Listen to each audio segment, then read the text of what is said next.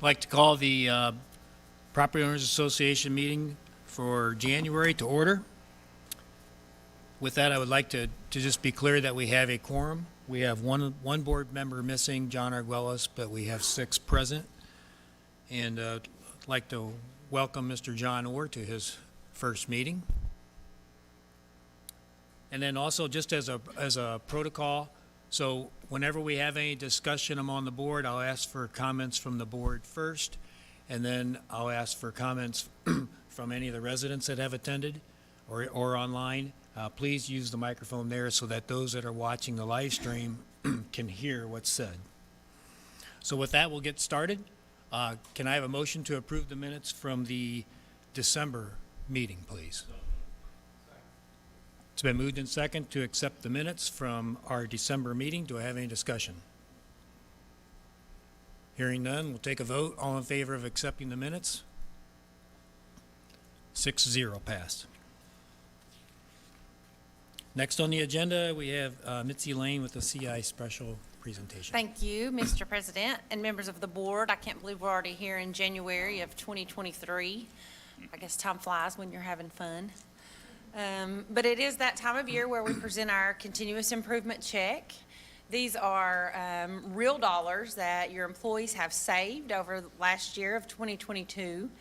And so what we'll do, I'll have Marty stand up with me. We would like to present the POA, the association, a check in the amount of $185,000 to go into the reserve fund that the board selects. So we'll get with Mickey, and Mickey will make that transfer.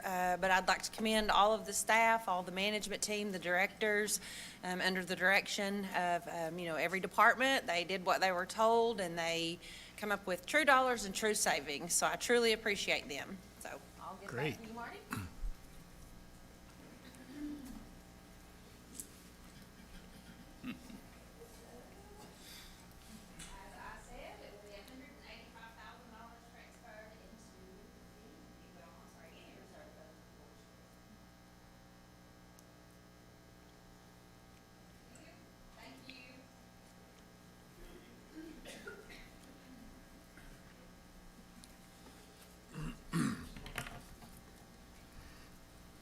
So next on the agenda, we have the announcement of the elected board officers, the committee assignments, and the board liaison assignments.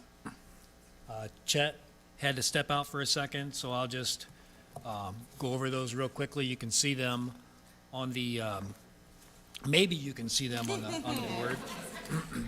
But I'll just read them off real quickly. So I can see it. So the board committees that we have the audit committee. So we have Steve Schneider on that. He is our treasurer. So, and then we have John Orr, Bob Brunetti, and then the FAC chair will be as part of that committee as well.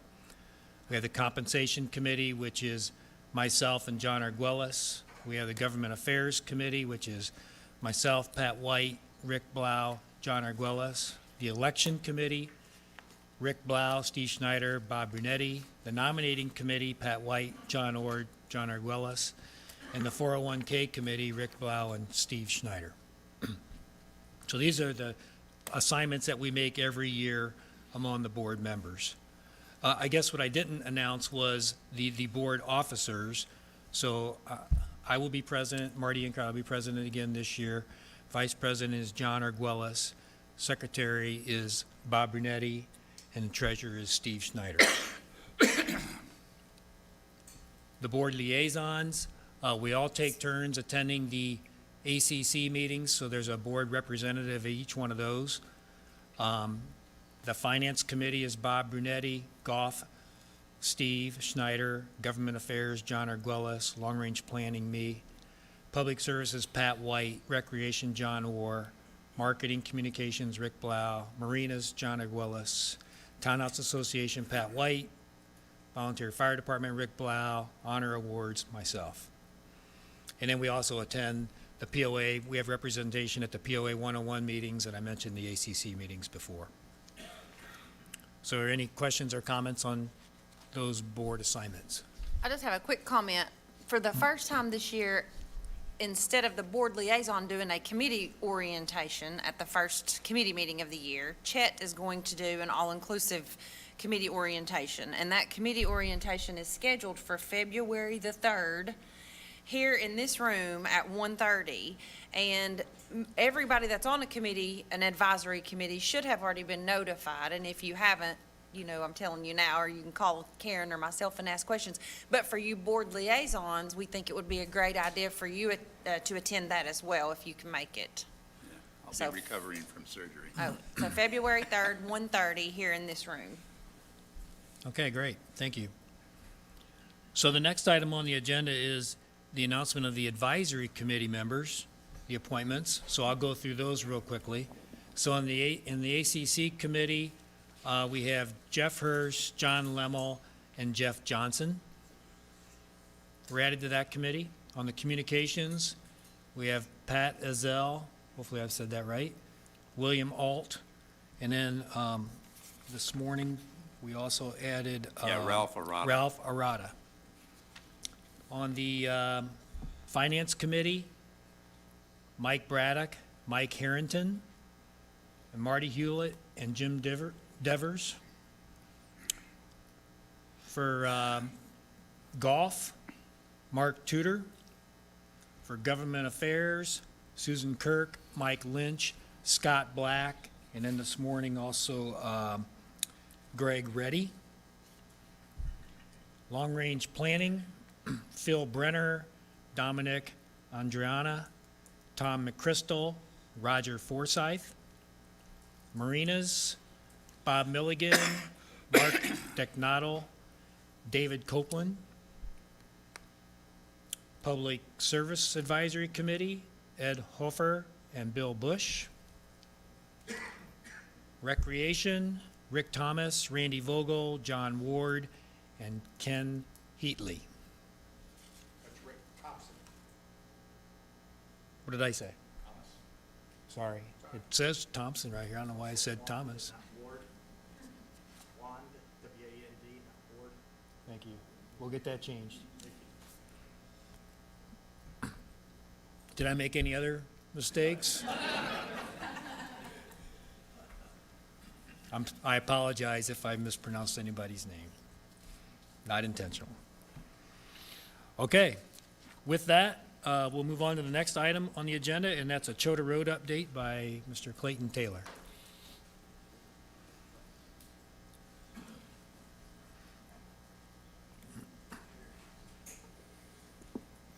Yeah, I just wanted to let everyone know that, yeah, we did have a 2-week delay because of the weather and holidays, but the last pour will be made today on that project. And the open date is still scheduled for the 2-week delay. That way we'll give plenty of cure period. The project went really, really well. And we're open date is scheduled for the 26th of January. I know this has been some inconvenience on this project, but I am super, super proud of this because this will take care of this problem that we've had for so many years in front of the marathon. This went really well. We haven't had to do any pours when it was cold. There was one or two nights that it kind of got a little cold, covered it with heat blankets. So we've got a really good job here. So it's something that we can be proud of. This is the main entrance really of our village. And so I'm super excited to see this project completed. Clayton, will you explain to everyone about the turn lane? Because we've had a couple of help spot tickets that think the turn lanes are from being on 444 and turning on Chota Road. No, for years, and probably everyone in here has done that, when someone would pull up to the traffic light, you've seen people try to squeeze beside you to the right to make a right turn to go toward, to go toward 72 to the hardware store to Food Line. So what we did was, I've been working with TDOT, got approval. TDOT was fine with what we wanted to do, and we were able to widen that out to where it will be a true turn lane. We won't be driving in a ditch or in the gravel or anything. So we'll be able to get 3 or 4 or 5 cars in there when it's all striped out and stuff. So that's a big step. It's something that we've needed. That ditch on that side will be concreted. There was always a lot of debris would wash into that ditch, so we'll concrete that ditch down around the 444 to keep all the water in the ditch. So, project has really went well. We went ahead and replaced the culvert under the street.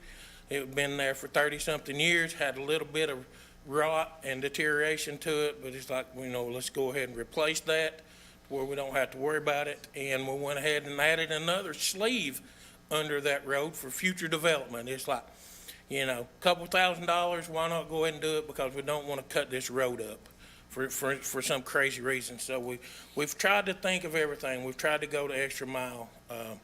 So I'm really excited. If you look, I don't know if anybody has been there, but I was hoping it would show up on the pictures, but it doesn't really well. But so when this section that you have here on the left side, on the other side, they come in and then they bore holes into this entire section every 2 foot apart, and they put 1-inch rebar in there, which ties everything together. This road, you can say this road is over-engineered, over-designed. There's 22 inches of material been put in this road. We took it all the way back down to the dirt to make sure that we were not going to have a problem with this street. So this is something that no one in here, in this room, will see redone again. So. Get that in the minutes. We got that in the I minutes. can hardly wait. So, that is. Clayton, I do have a question. So as far as when this is all done, the light detection system, to let people know that there's somebody on Chota wanting to turn left, I guess? Mm-hmm. Are those sensors on the road?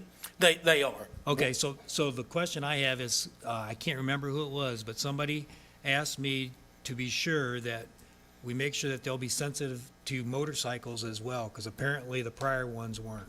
I've had that email also to me, and I've talked with our contractor that is doing the project, and the people that are installing the loops is going to make that happen, he said. So, Great, thank you. you're welcome.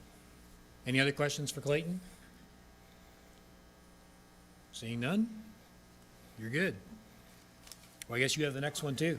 Yeah. Trash service. So, we know this has been a really, really big topic with Tellico Village.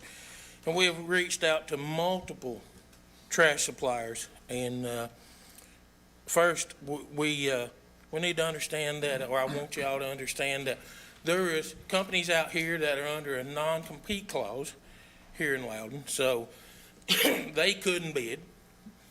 And there was other companies that just feel they're not big enough. And then some companies they felt like they were too far away and they just didn't want to bid on their trash service. So, we continue to reach out. We continue to talk to providers. As I explained a couple of times, recycle is something that's just, no one is going to do residential recycle. It's just not going to happen.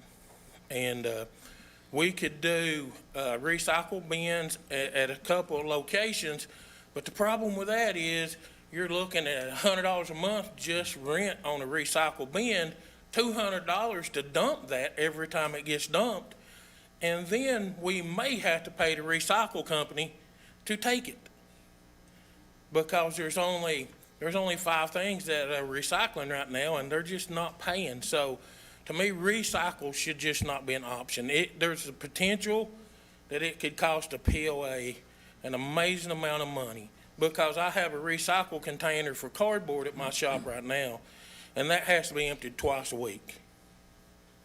So if it was emptied more, it would probably get filled more. So that's the potential to, $600-700 or whatever a week just on cardboard that homeowners are bringing in. So front load service is for all the POA buildings is really expensive.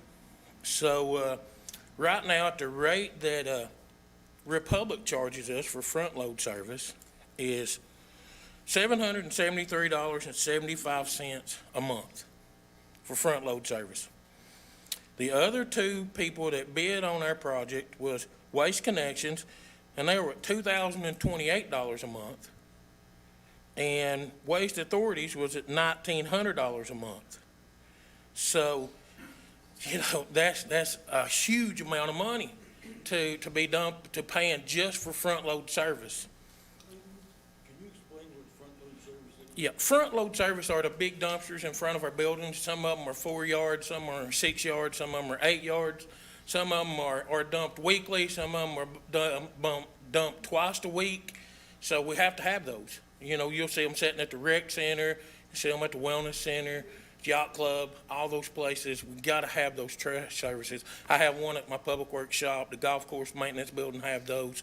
So, when you think about that increase from, you know, a little less than $800 a month to $2,000 a month, that's huge. That's if we don't have any extra lifts. So for Republic, they are $76 for an extra dump, and Waste Connections, they wouldn't give us a break on an extra dump. It was whatever the price was. And Waste Authorities was $50 for an extra dump. So then I went back and I was looking at, because everyone in here is not really concerned, or most people in here is not really concerned what it's going to cost POA to dump their trash. They're more concerned about what their residential trash is going to be. So working with Waste Connections was $79.50 a quarter.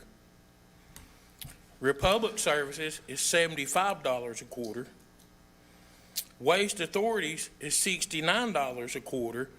But if fuel gets to $5, then they want to charge a 50-cent surcharge on top of that. So they're, you know, when fuel prices rise, they want to charge more. So with Waste Authorities, they've got a 5-month leadway to getting trucks and getting containers and stuff on site to where they could take over. Waste Connections, they have a 3-month, and Republic is already doing it. So, yes, sir. As a landscape architect, I never thought I'd hear myself say this. Is there an advantage to, since nobody wants to do recycling, none of these costs include recycling? Correct. What would happen, have we looked at, just having Republic drop the recycling and put it all in our trash can, let them come by once instead of twice, for the same price? They will not. They said with their added cost, and they need to put some newer trucks in here and have one-man operated trucks, that's why their rate would go to $75 a quarter. That'd be $25 a week, a month. So, yes, sir. What about doing it in-house? So let's be sure to repeat questions so people that are watching online can hear the question. Okay. Either that or people have to come to the mic. Okay. He asked if we had considered doing it in-house. And that's something we have looked at. We're trying to get some prices on trucks. But what the key factor of that will be is Loudoun County landfill is run by Republic.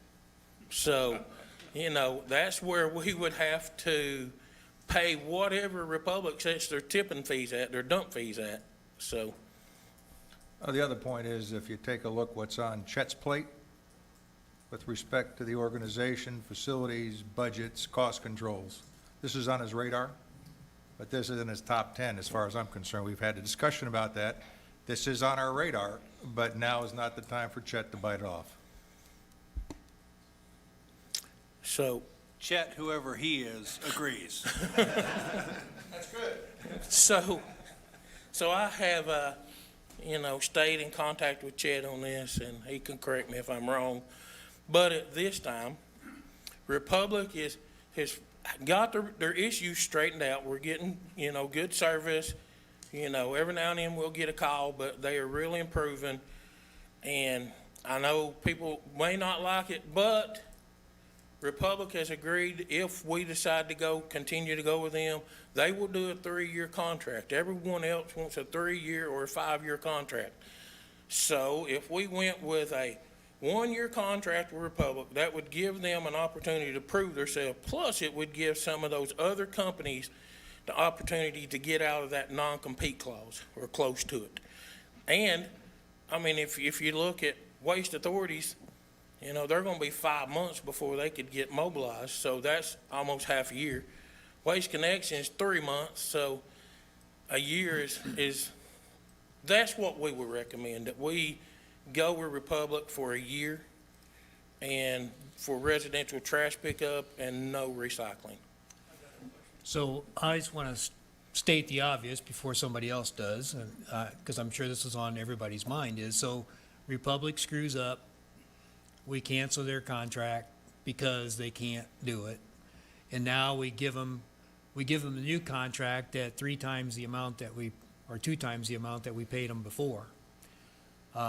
Sounds a little fishy, right? But that's really what we're looking at. It is. And you have another one too, is that, and we discussed in last month's meeting, we have a group of, we have a service provider that gave us abysmal service for a number of months, did not return phone calls, did not give refunds when they said they were going to give the refunds. Conversing with Clayton and what he was having to go through, meeting after meeting after meeting, turnover of their personnel. And then we go out for a bid, and holy cow, dude, their service get good.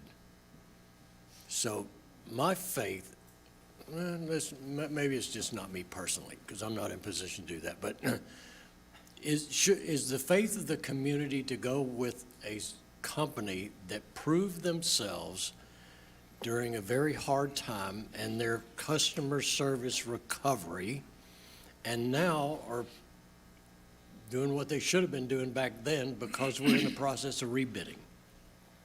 What is the faith that we have in that company? Well, let me muddy that water a little more. First of all, there's an old saying that says, better the devil you know, because some of these other contractors that we're looking at are notorious for having cheaper rates, but magically when it came back to bidding for us, they're not cheaper anymore. In fact, in some cases, they're like double or triple Republic. Now, all the things you said are an absolute fact. And most of you don't know, but Republic actually went out and tried to sabotage our ability to do RFPs with other companies by calling them and telling them.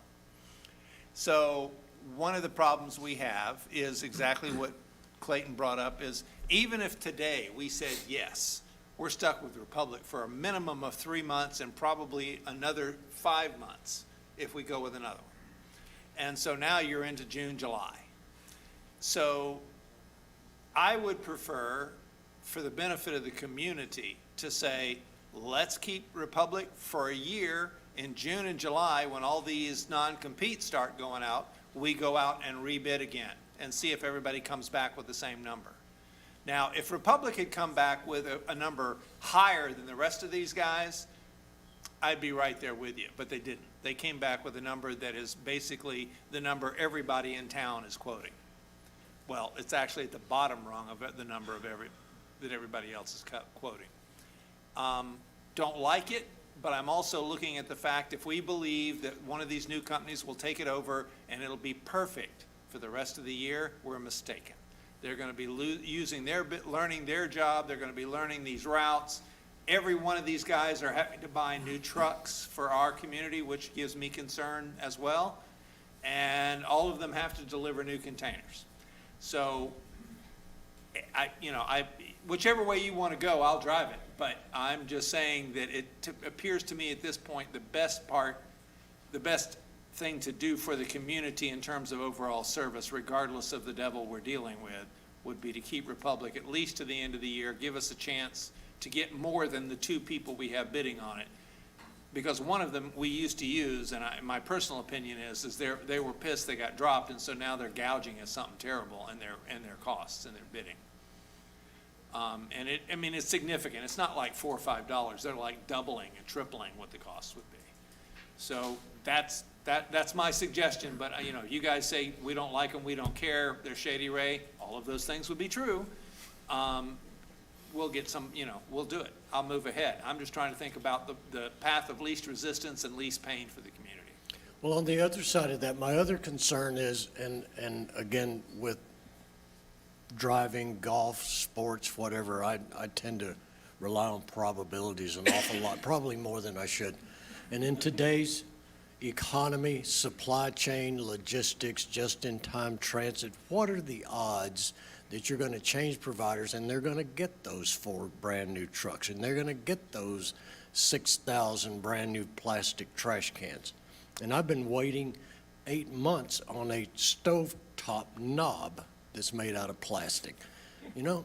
So, and I'm sure we're all facing that in one form or another with our daily purchases. So there are two sides here, and I appreciate what you're doing. And I know it's difficult, and I hope everybody is beginning to get a good understanding of just how difficult this is, because if we go with a contractor, different than Republic, and I'm still not comfortable going with Republic, but if we go with somebody else and they come in and they can't pick up our trash, or 2,000 property owners' trash because they couldn't get enough cans, what do we do? Clayton, since today is just an update discussion, there's no proposal. You quoted a lot of numbers. I would hope that you'll be putting a matrix together that shows all the companies that have bid, terms, commercial service charges, residential, the Yes. whole 9 yards, et cetera, so we got data. Yes, sir. I have those Excel spreadsheets I can send out to anyone. that Yeah, wants. it would, for me, it would be Yeah. helpful to see a matrix of your analysis of the fees, Mm-hmm. because what we're talking about here is the subjective, you know, the actual, what the service levels are, the soft stuff. Yeah, But I'd like to see the hardcore numbers, what they're bidding. yes, sir. Okay. Well, we'd also like to see the contract. We want some numbers, decide which way you want to go. Yeah. From the perspective of it only being a 1-year contract, I mean, I'd love to dump Republic, but frankly, I don't know that it makes sense, because by the time we get another service in here, half the year's gone. That's kind of where I'm at, is No. I just want the service, I'm So- more concerned about what the homeowners have to deal If- with than I am necessarily our politics and what we're dealing with. If we only have to sign a 1-year contract, I'm kind of okay with it, you know, as much as I really want to stick it to them, but, yeah, that's just me. Has anybody asked the homeowners what they think? Repeat it, I don't hear a reply here. Yes, repeatedly. I've talked to people since April, I believe it was last year, or was it was wintertime, because they slid off the truck where they totaled the truck at Tokwa and Chota. And yes, my phone has been ringing off the hook. All of my golf buddies, card buddies, boating friends, everybody talks to me, yes.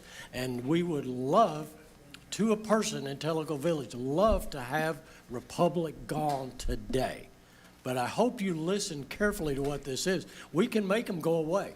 We can walk out there and say, leave Tellico Village. But there is nobody today that can take their place. Not a single soul. And people get all the time on social media and say, oh, go down here on 11, there's 5-star. They got all these trash cans out there. That's not 6,000 trash cans. That's not 4 more trucks. It is a dilemma that's been very, very difficult to work through, and we continue to work through that. And it'll remain ongoing. And yes, they miss my trash. They miss my recycling. They missed it repeatedly. I've made the phone calls. I've called Republic. I'm a personal, whatever you want to call it, victim of this disaster that's been going on. And yes, yeah, have you guys talked to any property owners? So yes, I'm sure we all have, and I guess the other comment I want to make to that is, you know, that's why we're discussing it right now. And homeowners that have comments should bring them forward in this meeting. And so, but I do ask you to come to the mic, state your name and provide your comment or your question. My name is Bill Rickert, and I live here in the village, and I understand the dilemma we're in, but just to kind of put a perspective on it, what we're saying is Republic will be charged $75, today we're charged $43, so it's a 74% increase, plus less services, no recycling, is that correct? Okay, gotcha. So I'd like to hear a little bit more about, and I hear what you're saying too about Republic and that, but I'd like to hear a little bit more about, after 1 year. Is there just one other company that has a non-compete? Are we talking 2 or 3 other companies? I'd like to hear maybe a little longer term. Let's say we do sign an agreement for 1 year. What happens then? What are those options? How many companies are we talking about? And is there anything we can do now to cultivate those relationships? Clayton, why don't you speak to that? Good question, by the way, thank you. Yes, there was, excuse me, there was 2 other that was under a 1-year non-compete, 1 year left. And then, there was one that Pat mentioned, they were under a 16-month non-compete. So anywhere from a year to a year and a half, there will be at least 3 more companies that could bid, so.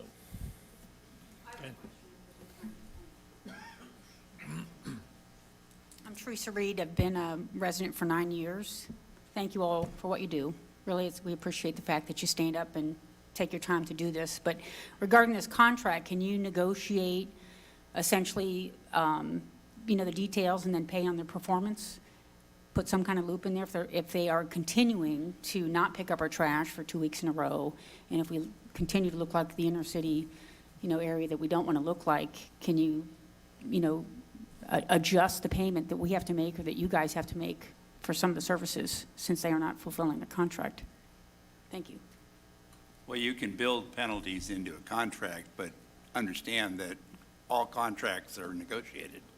So there's give and take. Well, one of the concerns I have, the short answer is just exactly what Rick said. Yes, of course we can. But because of the home, and again, my position is trying to look after the homeowners. What we do commercially is not as catastrophic if it doesn't work out as well so much as it is for the individual homeowners. So what Pat pointed out is that we've already had some of that going on, and they've already committed to refund money that never showed up. And so how we would have to do that, I'm not sure, but I think it's a question we're going to have to ask at least and see if we can get it put in there with some, because there's got to be some kind of teeth, because they can all say yes, but if you never get refunded for services you didn't get, who cares? I mean, literally. Well, sure, but keep in mind, most of the time you're paying that, I'm not. What we're negotiating is a deal for the community, but you as a homeowner pay for your own trash. Stop me if I miss something here. Oh, yeah, we could withhold payment for us. Oh, absolutely. No, we could. We could also withhold payment. Oh, I agree. And that's a potential. It's built into the contract, just so they know. I think it's excellent to give them the opportunity to. You gotta go to the mic to speak, because the people online can't hear you. Yeah, come on around to the mic, because you're making a good point.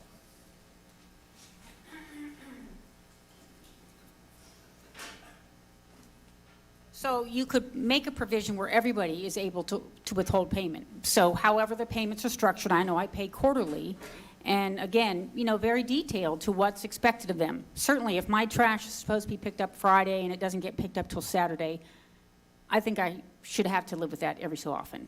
But if my trash is supposed to be picked up Friday and it doesn't get picked up till 2 Fridays, that's a problem. So if these guys are being given the opportunity to make amends for their poor behavior, because life is a learning curve, give them an opportunity, but maybe put the screws to them a little bit. And the expectation we want to stick with them, we want to help them grow, we want to help them be good, but this is where you're going to not get compensated if you fall short on your expectation on our end. And I think that could be validated for you guys from the POA payments and residents as well. I don't disagree with that at all. I think we can probably put that in there. And the biggest thing is that whatever we come up with, the association will know about it before there's a signature on it. It's not like we're going to do this in a vacuum and say, oh, by the way, this is what you're getting. So that's why we're having this discussion now. As Steve pointed out, it is at a discussion level. Were there any other questions?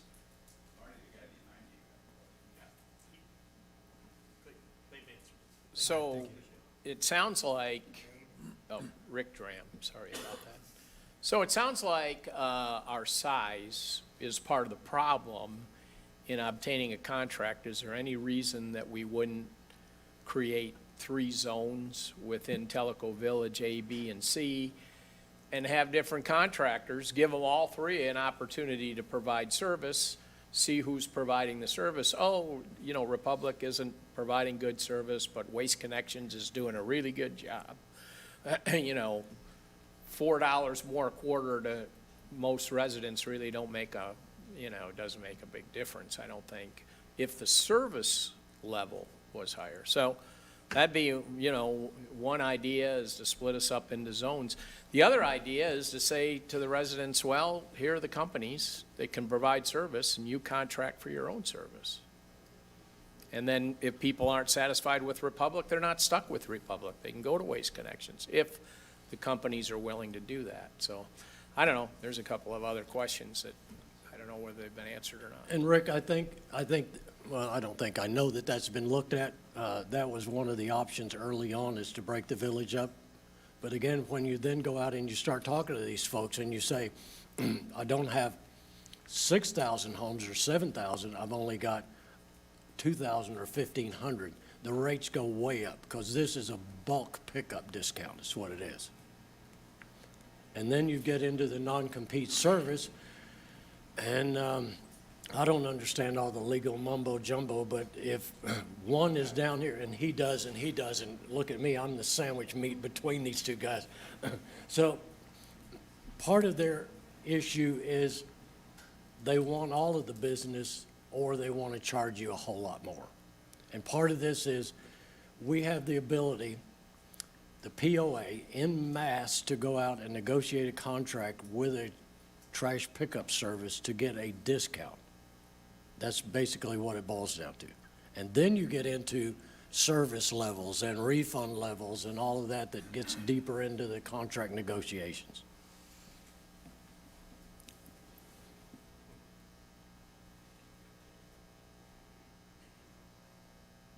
Yeah, hi, Bob Denny. I would just like to urge the board, I keep hearing the comment, next year, what happens next year, next year. I would urge the board to worry more about next week. You know, don't put it off for a year and wait until it's time for a contract to expire and then look at it and say, well, golly gee, we're going to have 3 or 5 months delay. Continue looking at it and have something maybe waiting in the wings to hold over Republic's head. You know, say let Republic know we're looking, and we're not negotiating maybe with other companies, but at least we're looking and talking to them. Since we're not allowed to see the contracts that are negotiated, I have no idea whether we're allowed to actually send out RFPs early or how any of that works.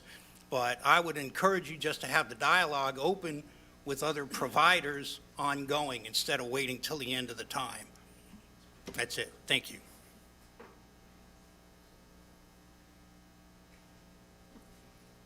I guess I'd add one thing to reiterate my point that I've brought up with Chet, to fully investigate bringing it in-house. It may or may not be viable. We may or may not want to bite off that big of a venture, because it is. But the decision was made at one point to bring leaf collection in-house. So I don't know, I think we need to investigate it and, come to a conclusion one way or another, because otherwise every few years we're going to be doing the same thing again potentially. Beth, correct me, does Fairfield Glade do their own? Yeah, they roll their own too. Okay. Beth looked at this to a certain degree, and I'm not sure what numbers she came up with on that, but I don't think it's or I don't think it's inappropriate for us when we come back to the last gentleman's point, when we're going to maintain trying to find the best deal we can. So at the end of that year, we already have a plan in place and already initiated for one way or the other. But in that same venue, we could produce some numbers in terms of costs and how long it would take us to get trucks and blah, blah, blah. Because there are, as an example, Republic would sell us their bins, and at a fairly reasonable rate. I say fairly reasonable, it's highway robbery any way you cut it, but it's cheaper than it was when they bought it, let's put it that way. And so there's options there, I don't disagree. I just want to be sure that we don't get into a whole nother group of employees and machinery and everything else that we're taking on to have to maintain in perpetuity, because unfortunately, once we take it over, it's really hard to let it go. Yeah, I mean, and also to your point about the dump, there's more options than Loudon, obviously. You got, Well, there are, it's just that then you start getting into gas costs, because you gotta drive to East Egypt with that, and time. Yeah, this is just typical make versus buy decision. So before you sign a long-term deal, you do a make versus buy. Right, Yeah. yeah. And I'm not saying we don't do it. I'm just saying I don't support Chet jumping on it right now. He's got more on his plate to handle than worrying about hiring trucks and drivers and getting permits and the whole 9 yards. but he's not gonna be the one doing the research, so it's just a matter of let's have somebody look into it and see what that vets.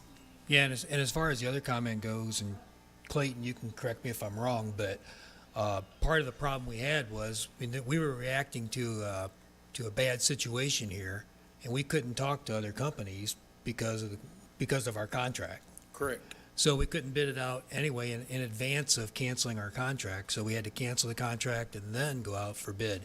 So that put us in a little bit of a precarious situation. So we are, in the future, we shouldn't have that type of a problem, but that were some of the restrictions this time. Okay. So then I guess next meeting, you'll come back then with a proposal with how we should step forward. Yes, sir. All right. Thank you. Next item on the agenda is Mickey, December finance review.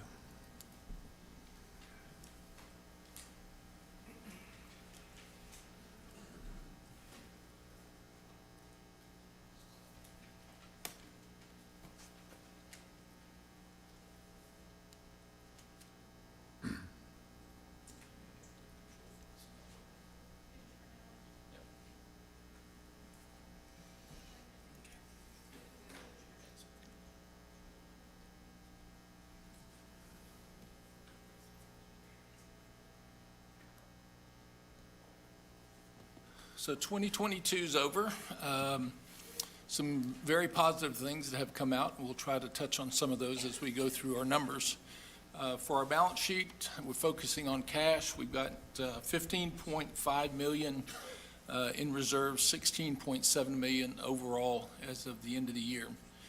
We started out 2022 with $9 million in reserve funds. We've increased it by a net of 5.5. 2.6 of that is from the Tanasi fire. Not too much else changed in there. Total liabilities are $15.9 million. Again, there's not too much that's unusual there. Keep going, please. So for the year, $29.9 million in total revenue. Comparing that to prior years in budget, you can see some increases there, $2.5 million over the prior year. Labor costs are at $6.6 million, which is an increase of $800,000 over the prior year. And I'm not sure what was built into the budget, but we actually came in at $482,000 under budget. Our costs, as on our benefits, we try to keep in line. We're at about 26.3%, 25.7% last year, so our benefits are staying in line year over year. I think in '23, we'll see a little bit of a decrease there as our health insurance costs are remaining flat. So Mickey, I just want one clarification, back on the reserve balance. Mm-hmm. So had we not had the situation at Tanasi and the 2.6 million is what we recovered so far from the insurance company, which is in reserves, then our reserve balance would be just under 13 million. Correct. Okay, I just wanted to clarify that. So it's a good point. So at the bottom of this schedule, you see that there's a net surplus, even though I need to get my spelling right, 8.9 million, the very last line. Shows that we generated approximately that amount of cash in the course of the year. And normally you would see that as going into the reserve. And then we had costs that went out of the reserve for expenditures for capital. And so that's what, that net of that is what we ended up seeing as an increase for the year. As we get into each of the departments, we've added some additional scheduling, trying to provide a little bit more information about what the revenue numbers were by revenue stream or by groups. For the general ops, this is the one that we've added here. So a total of 14.5 million for general ops, 13.4 last year, so a little bit over $1 million increase. And there you can see a big portion of that obviously is in the assessment income. There's a few other in general revenues and some additional ones that were up and down. Some of the ACC permits are down based upon the number of houses that were being permitted was down. Keep going, please. So the 14.5 million in revenues for general ops, 1.8 million in wages, which is 237,000 over last year, but again, was less than what we had budgeted. So the increases were in hourly rates that were made in the course of trying to reduce the number of departing staff after we've had some time. So some base wages were added to that and created some of the increases that we see there.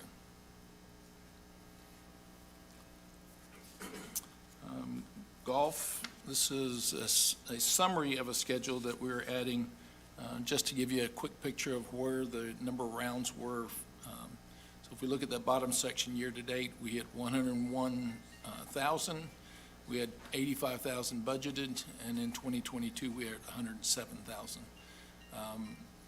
In the budgeting process, we looked at that in comparison to some of the weather analogies, and a bigger piece of that is driven by weather.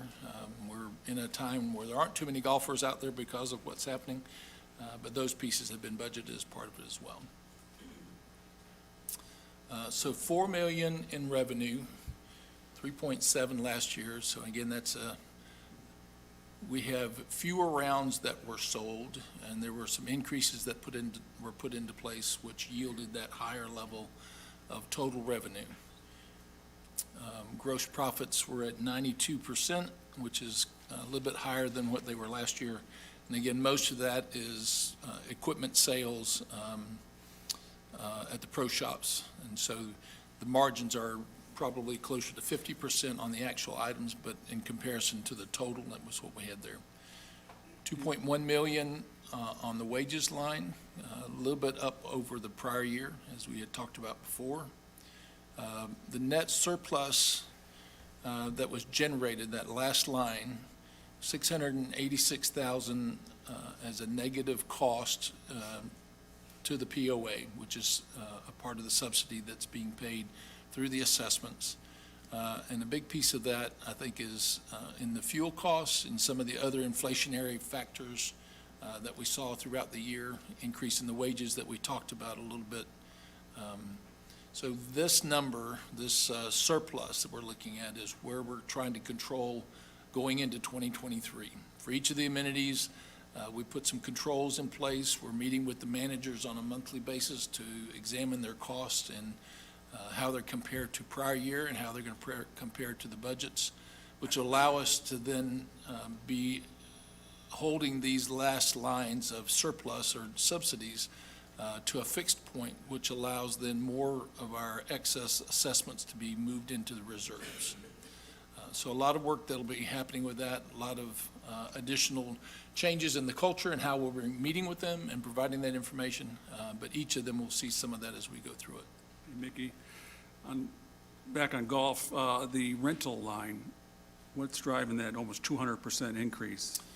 Okay, we changed the purchase of the golf carts from a standard purchase, and we sold all of our existing carts, and we are now leasing them.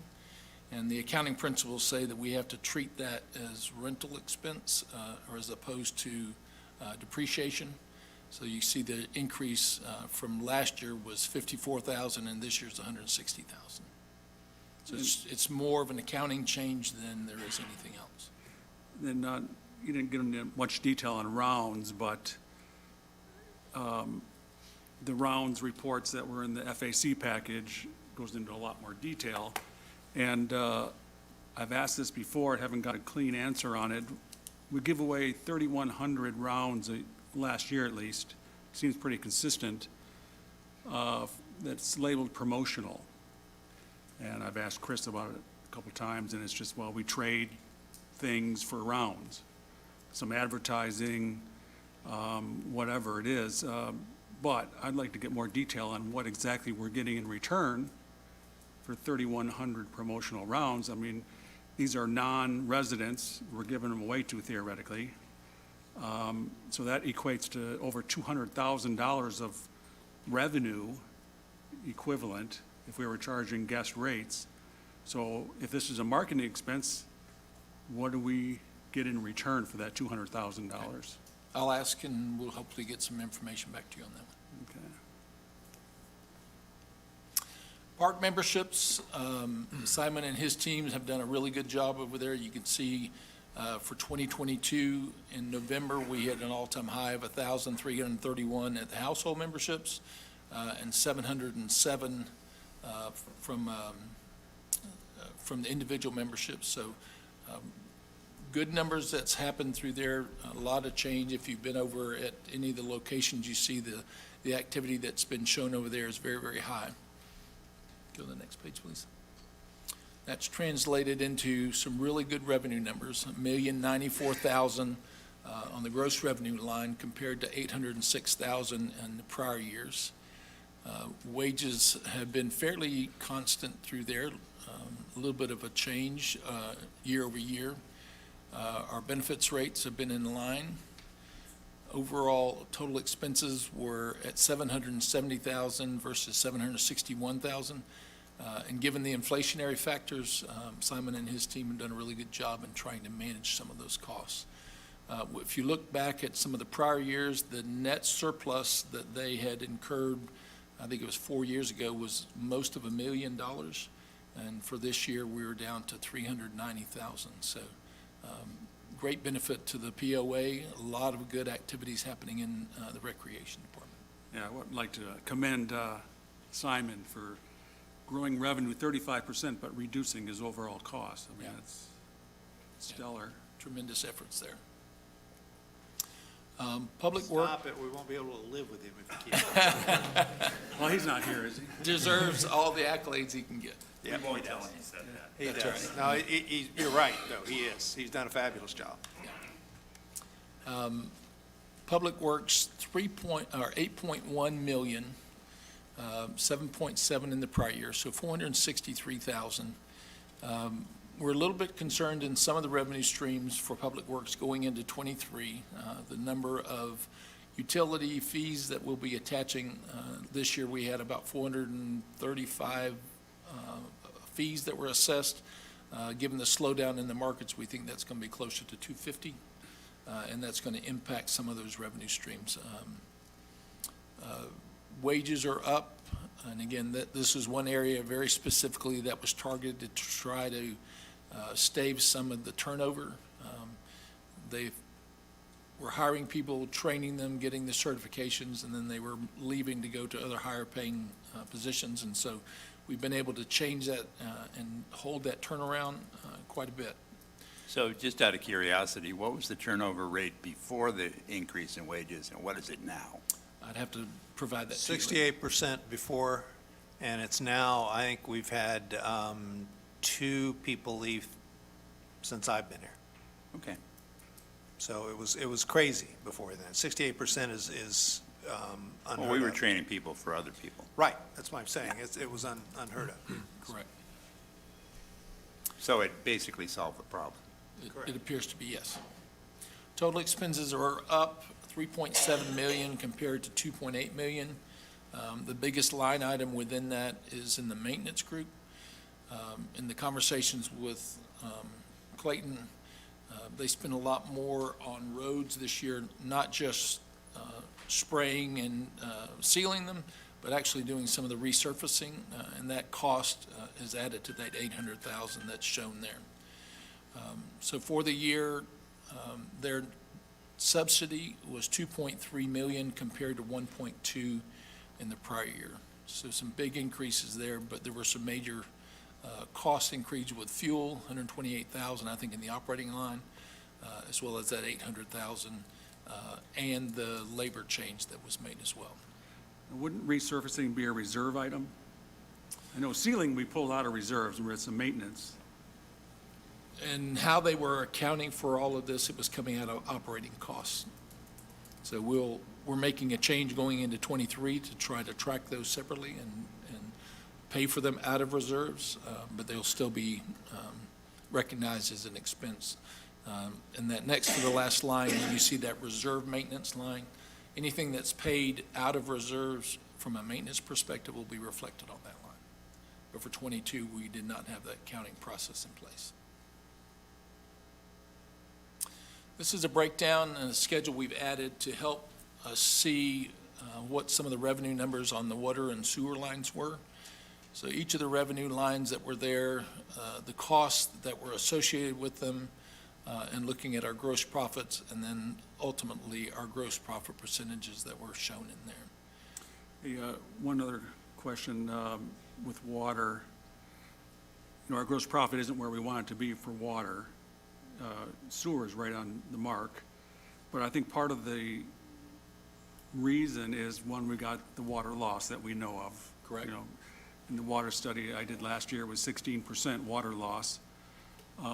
But the other big factor is POA water usage. And over the last 12 months, when we did that study, it was 15 million gallons used by the POA. So is there any way we can get a breakdown of what's using that much water? That's more than we could possibly use inside our buildings. I'm assuming some of it's used to flush lines, or I don't know, but that's a lot of water. And that's, Yeah, at this point, I don't have answers for that. No, I but know, We can I know. certainly try to gather some of that information. because I'm assuming there's meters on buildings, so you could easily get what we're actually using in the buildings, but I can guarantee you that's not 15 million gallons. Yeah. Well, we'd have to look at if we can get it broken down by building. For instance, if we realize that Parks and Rec's building up there is the highest user, well, they have at least 3 areas where I can tell you they're spending the money, and that's the pool. But we'll have to deal with that one. We can look that up. That's a guess on my part, so don't run with that. We'll have to see. I do think there's some loss from unmetered water that we have in there. Well, yeah, that's the What that- 16%. Well, I think if we go through and measure what we've paid for, what we build out, and then if we can accumulate data for anything that we have through the buildings that we have, that leftover percentage would tell us what. Right, but I mean, the actual meters, so when I got the data, there are HOA meters that have racked up 15 million gallons of use. Just on the meters. Yeah, so I didn't get any data where these meters were, just that they were HOA meters. So my question is, where are the big consumers? Okay, we'll look at that and try to report back. Next slide, please. Public safety, not too much to report here. On that services line is the payments that we make to the fire department, and some small costs within the other groups. Next, please. Food service, $670,000 on the revenue line. Prior year was $517,000. So a couple of changes that were in there. There was, we were charging some rent, and then we increased revenue at the Kahidi location. Our margins have been fairly static. Our wage benefits looks a little odd, but there was $36,000 in salaries cost that was allocated from the admin group to the food service. And so if you took out that $36,000, the benefit line is right in line as a percentage of salaries. Question on utilities. It's not as big on the overall when you look at all the facilities, but Yacht Club was up 70% on utilities year over year, which seems pretty significant given electric rates are relatively the same year over year. And then the operating cost for Yacht Club is up 80%, total operating cost. So it's I'm not sure what changed in the yacht club in '22. Again, you probably don't have any of these answers, but, yeah. Because the other ones, the other concern is tenacity utilities are the same year over year despite not having a building for 4 months. So I'm not sure how that happens. But that's just the only thing that jumped out on the food side is utility expense is way up. Okay, we'll do some research on both of those for you. Docks, we're starting here with the revenue lines, so each of the boat slips, the rentals, the townhouse docks, we'll have that probably combined up into the rental income next year since it's all one piece. The RV rental, and lastly, the gas docks.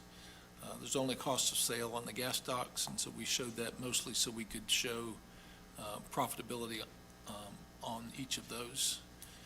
The gross profit percentage appears to be lower. When we looked into the volume and the rates are still 50 cents per gallon. It just is a matter of the math that's being shown in there. So 1.2 million in revenue on the docks. Next slide, please.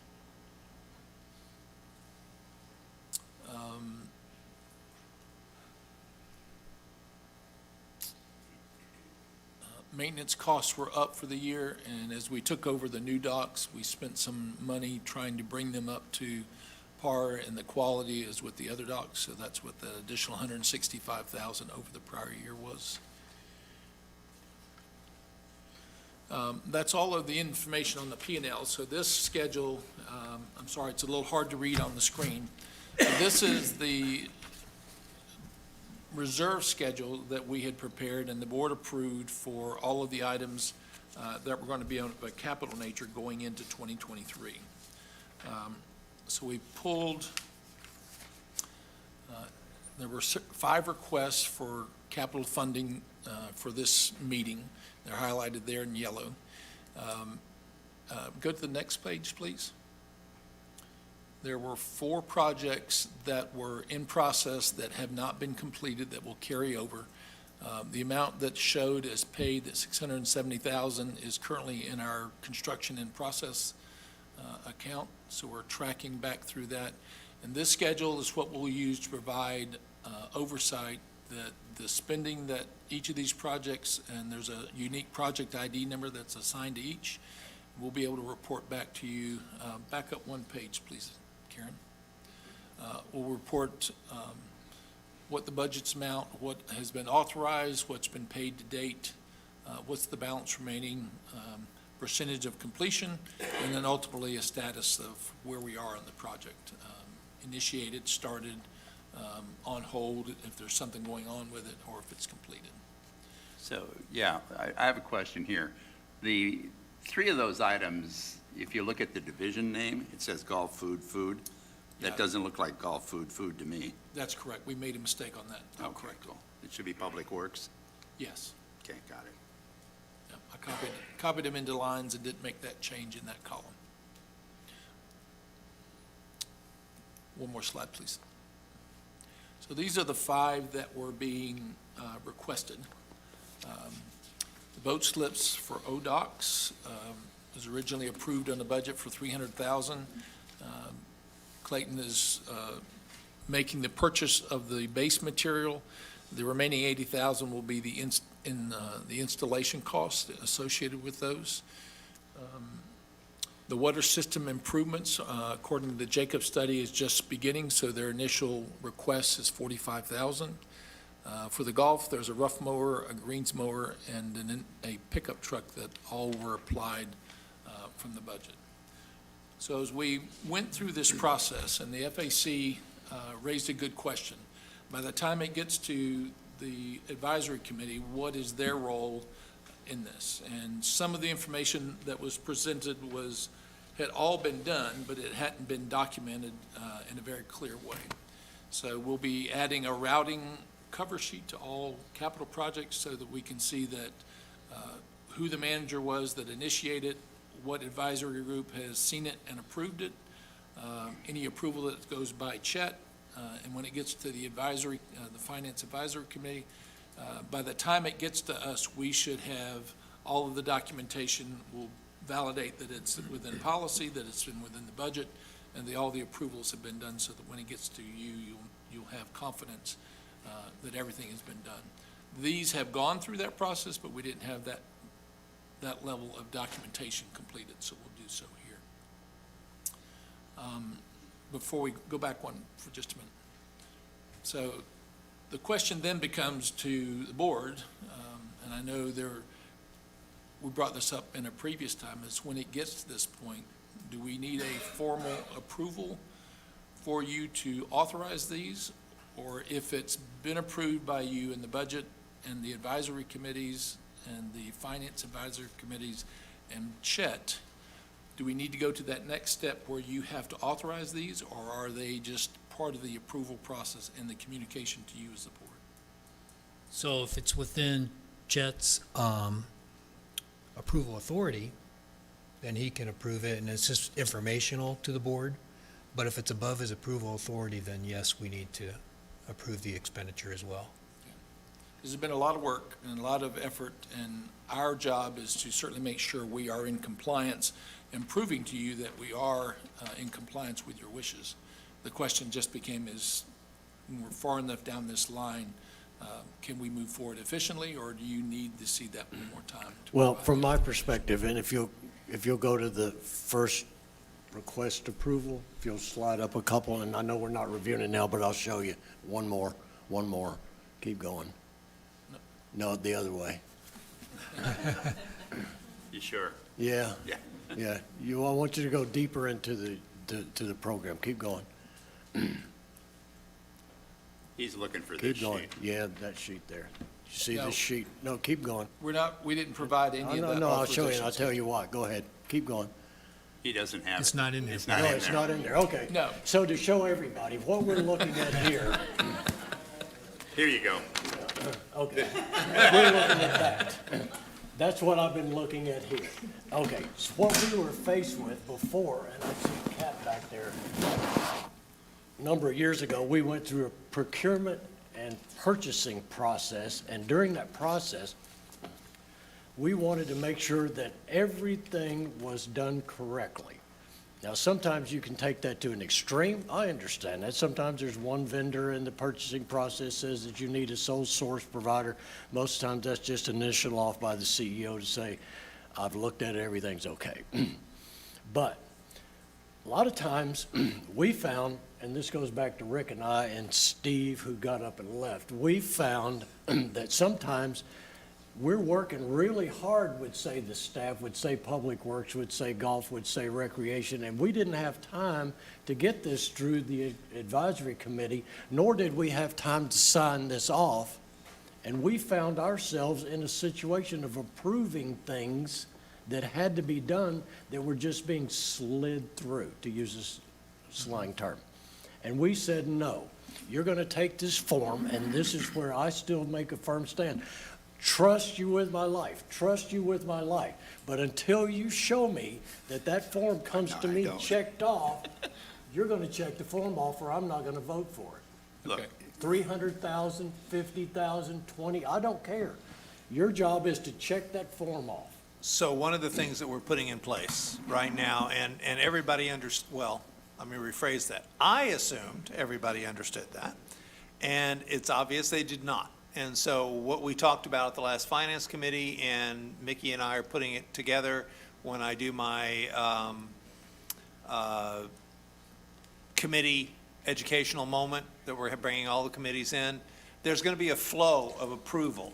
And so when the time comes for the board to approve those things that are over my purview to approve, you're going to have a litany of signatures at each level, so that all you have to do is go, okay, everybody looked at it, we're good, and move on, rather than say, well, Chet, did you look at this, or did somebody else look at this, or whoever looked at it? And that's all, in my head, that's very reasonable and straightforward. Now, the problem I had is in the Finance Committee, I had to look at that form and then ask, does anybody know if PSAC has looked at this? No signature from PSAC. Does anybody know if, the docs, did the doc committee approve this, or, where are we? So rolling forward as of this month, anything else going through the committees, we already have the form, and actually, the process is in place, it's just nobody's been following it. Right. So we're gonna give some definition to here's the flow, how it's supposed to go through, and what each committee's responsibility is to that flow, so that by the time it gets to the board, you're basically making a perfunctory decision. It's Right, done. and to use your example and to tell the people that are here and the ones online, I personally attended, I didn't attend the finance meeting, but I did see the did. results, and I know Rick did. And so when I see the results and I've seen that Rick has been there, I attended the Marine Advisory Committee and the PSEC, which they approved this. I was there. Now, I know that. I'm a property owner and a board member, and I had the information provided to me, but the people that I represent, those people in the audience and on here don't. And so if it's not there, I'm trying to slide something by them, and we can't do that. Agreed. Well, I think we need to go through the process the way we always have. The board has to approve expenditures above a certain level. It's not that big a deal. Well, And in fact, a lot of times when the budget is formulated, those are estimates. And what comes through when you actually do the project could be totally different. And that's a fair statement. So we're still back to my original argument that if we go through and we do what we're supposed to do and sign off on these, when you get them, regardless of whether it's up or down, you have the ability to make that decision now with full knowledge that it's been Yeah, reviewed. absolutely. Exactly. So I guess we start with the dock. So we need a motion, and I'll serve up this motion to approve the expenditure of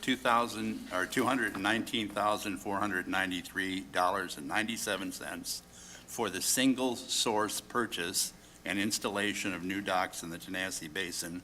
And what is it being funded from? Reserves. Reserve funding. Funded from reserves. That's my motion. And I will make the second, and I will be the first to discuss, to explain to everybody in this audience, everybody watching, and anybody ever goes back. I was personally at the Marine Advisory Committee when they made the recommendation on the scope of this project. They approved it unanimous. I was then at PSAC this last week when they approved this unanimous.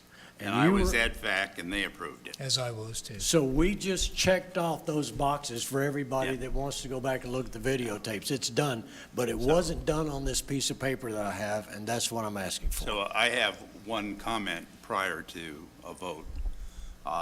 This project is slated in the budget for $300,000. This is a partial on the project. And I'll expect, once the project is completed, a full accounting of the costs. On that reserve schedule, we had 2 pages up where it shows budgeted cost, what the cost year-to-date. If there's anything that's falling without, and you guys can set the limit, but I would Well, assume it's- probably I 5%. think the limit's already been set, it's 10%. If there's an overrun of 10%, you got to come back. Yeah. Right. So you'll have all of that. We'll be able to review those every month. So in the But, expect, you know, actually, from my perspective, it's knowing that when we estimate budget, we're pretty good, and we're close on the cost. Sure. and the expectation is that the labor to install it will be right around that $80,000 that's remaining. Correct. Yeah. At the time we submit these, if we have any knowledge that would increase these, we'll provide that information. And assume at that point, we would have to go to you and get approval for that additional increase, otherwise we wouldn't be wanting to go to it. Well, and Marty, there's one other thing. We're advance purchasing this. This isn't going to be available to us for another 6 or 7 months. Correct. So,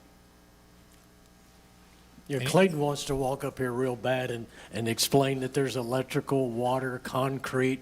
yeah, we all understand that, Clayton. Thank you. Yeah. Any other discussion from the board? Any questions here?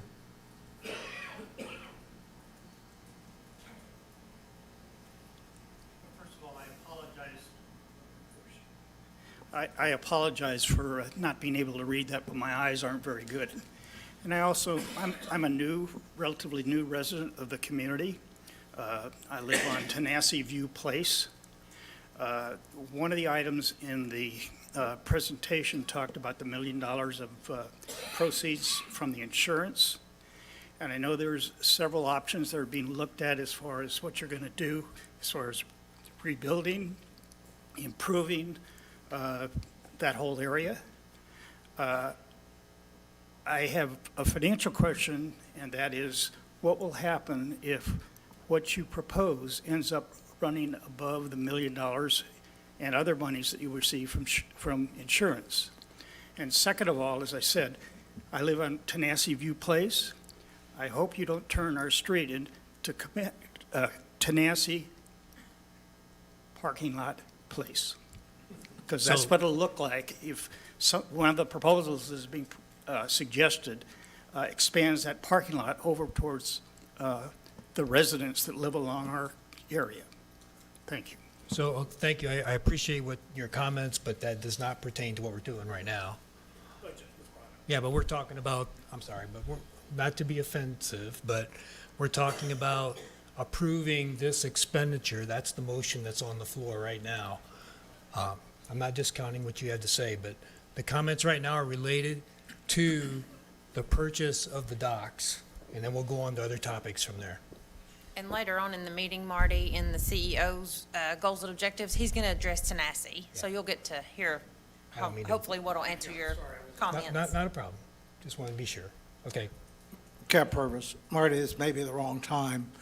One of the things that came up during the Finance Committee meeting, and it seems to be now flowing through, this whole reserve funding issue, we moved forward with a 9.1% increase in the assessment because we're trying to get at a number of $36 million, I believe, which the reserve study said that we need to have in the bank, in the reserves.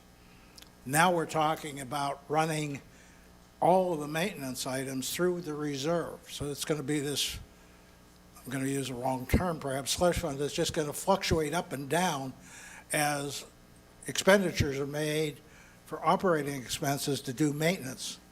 Historically, those monies for maintenance that are non-capital have always been included in the departmental budget that was responsible for performing that maintenance. Now, if I understand correctly, and I could be wrong, I'd like to hear maybe a summary of how we're going to use the reserve. But now it appears everything is going to go through the reserve that's even if it's non-capital, if it's a fairly large item. I just don't know, is the reserve just going to be this continually fluctuating dollar amount, or is it going to be, i.e., designed to grow towards that $36 million that came out of the reserve study? I mean, you've got several big items coming up amenity-wise in the future that were included in the budget. They're not in certainly the 23 numbers right now. You're talking about a driving range, you're talking about a golf facility for entertainment. Those are in the budget numbers right now. Excuse me, there's no driving range in that 23 budget. I said beyond the 23, Pat. Oh, I thought you said there is a 23 No, sir, I said driving beyond range. 23. Yeah. And my concern I is apologize, that we Mr. used to have Burns. an amenity reserve that we control our amenity expenditures in line with what that reserve study entailed and dollar amounts that it entailed. My point being is that we now seem to be changing the whole way we're looking at a reserve, having just one big lump sum item, and then running operating maintenance through that reserve and other items through that reserve. I'd just like to see a statement by Marty or by somebody, the board or somebody, as to how the heck the guidelines are to use this reserve going into the future, so we know, are we making progress towards the $36 million or not? Or are we going to have another 9.1 or another X amount of increase in our assessment to try and grow that?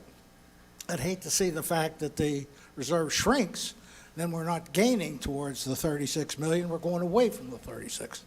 I just like something put together that identifies that. So I'll jump on that first, and then I can let Chet or whomever else answer that. But Cap, as you know, we've always had an R&M reserve that we've paid maintenance out of. And the other thing is, whether it comes from operating cash or reserves, that's kind of the, that's our cash, right? So if we ever have extra cash and operating cash, as we've done in the past, we've moved that to reserves.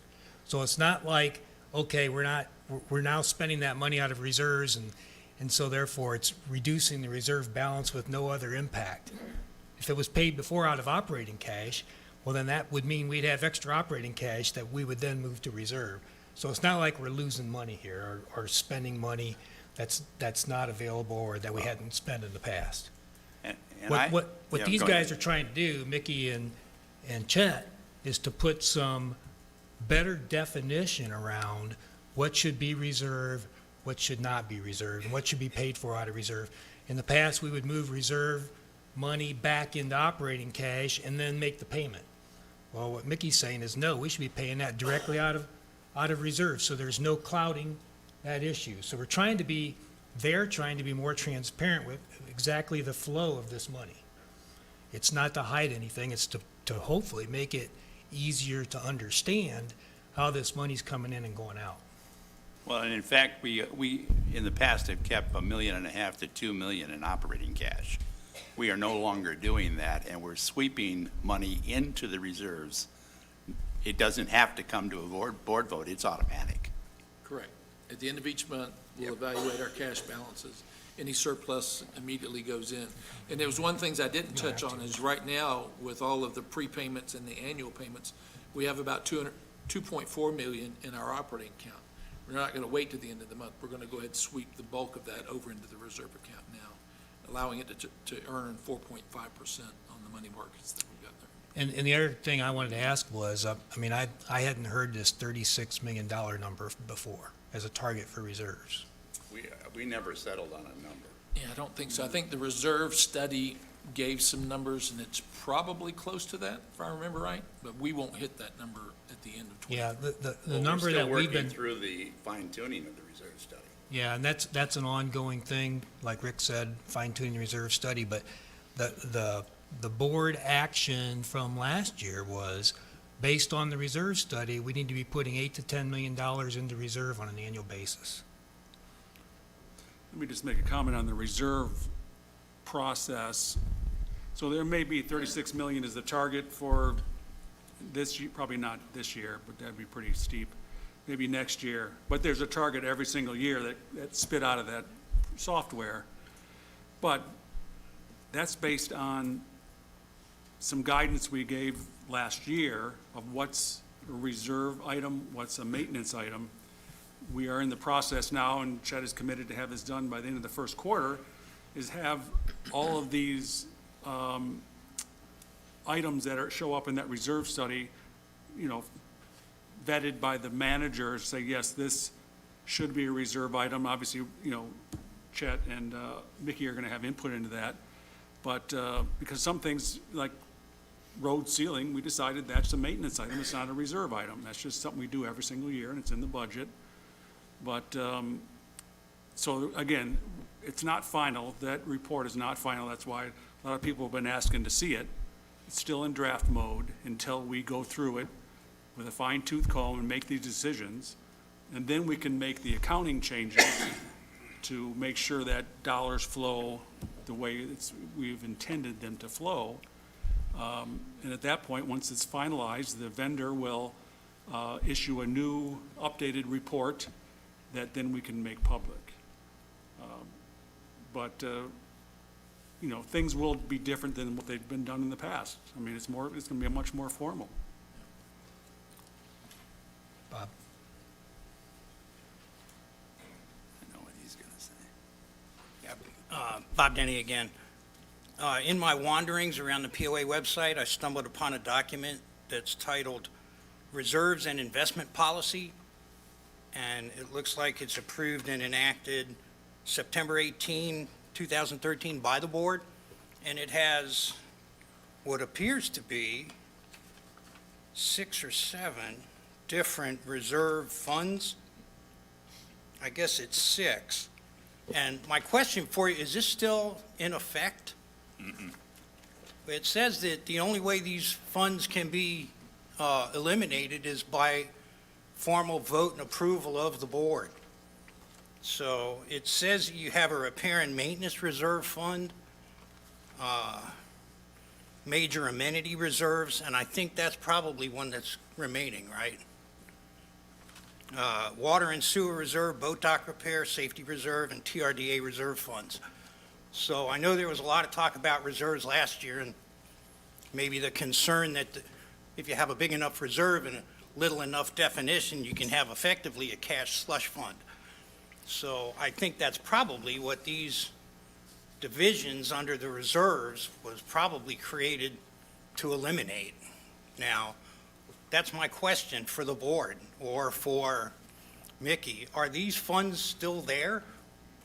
Do we actually have 6 specific reserve funds?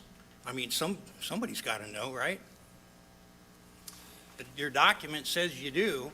In the December board meeting, I petitioned the board to allow me to combine all of the reserve funds into a single account. They approved that, and those funds are now in a single account.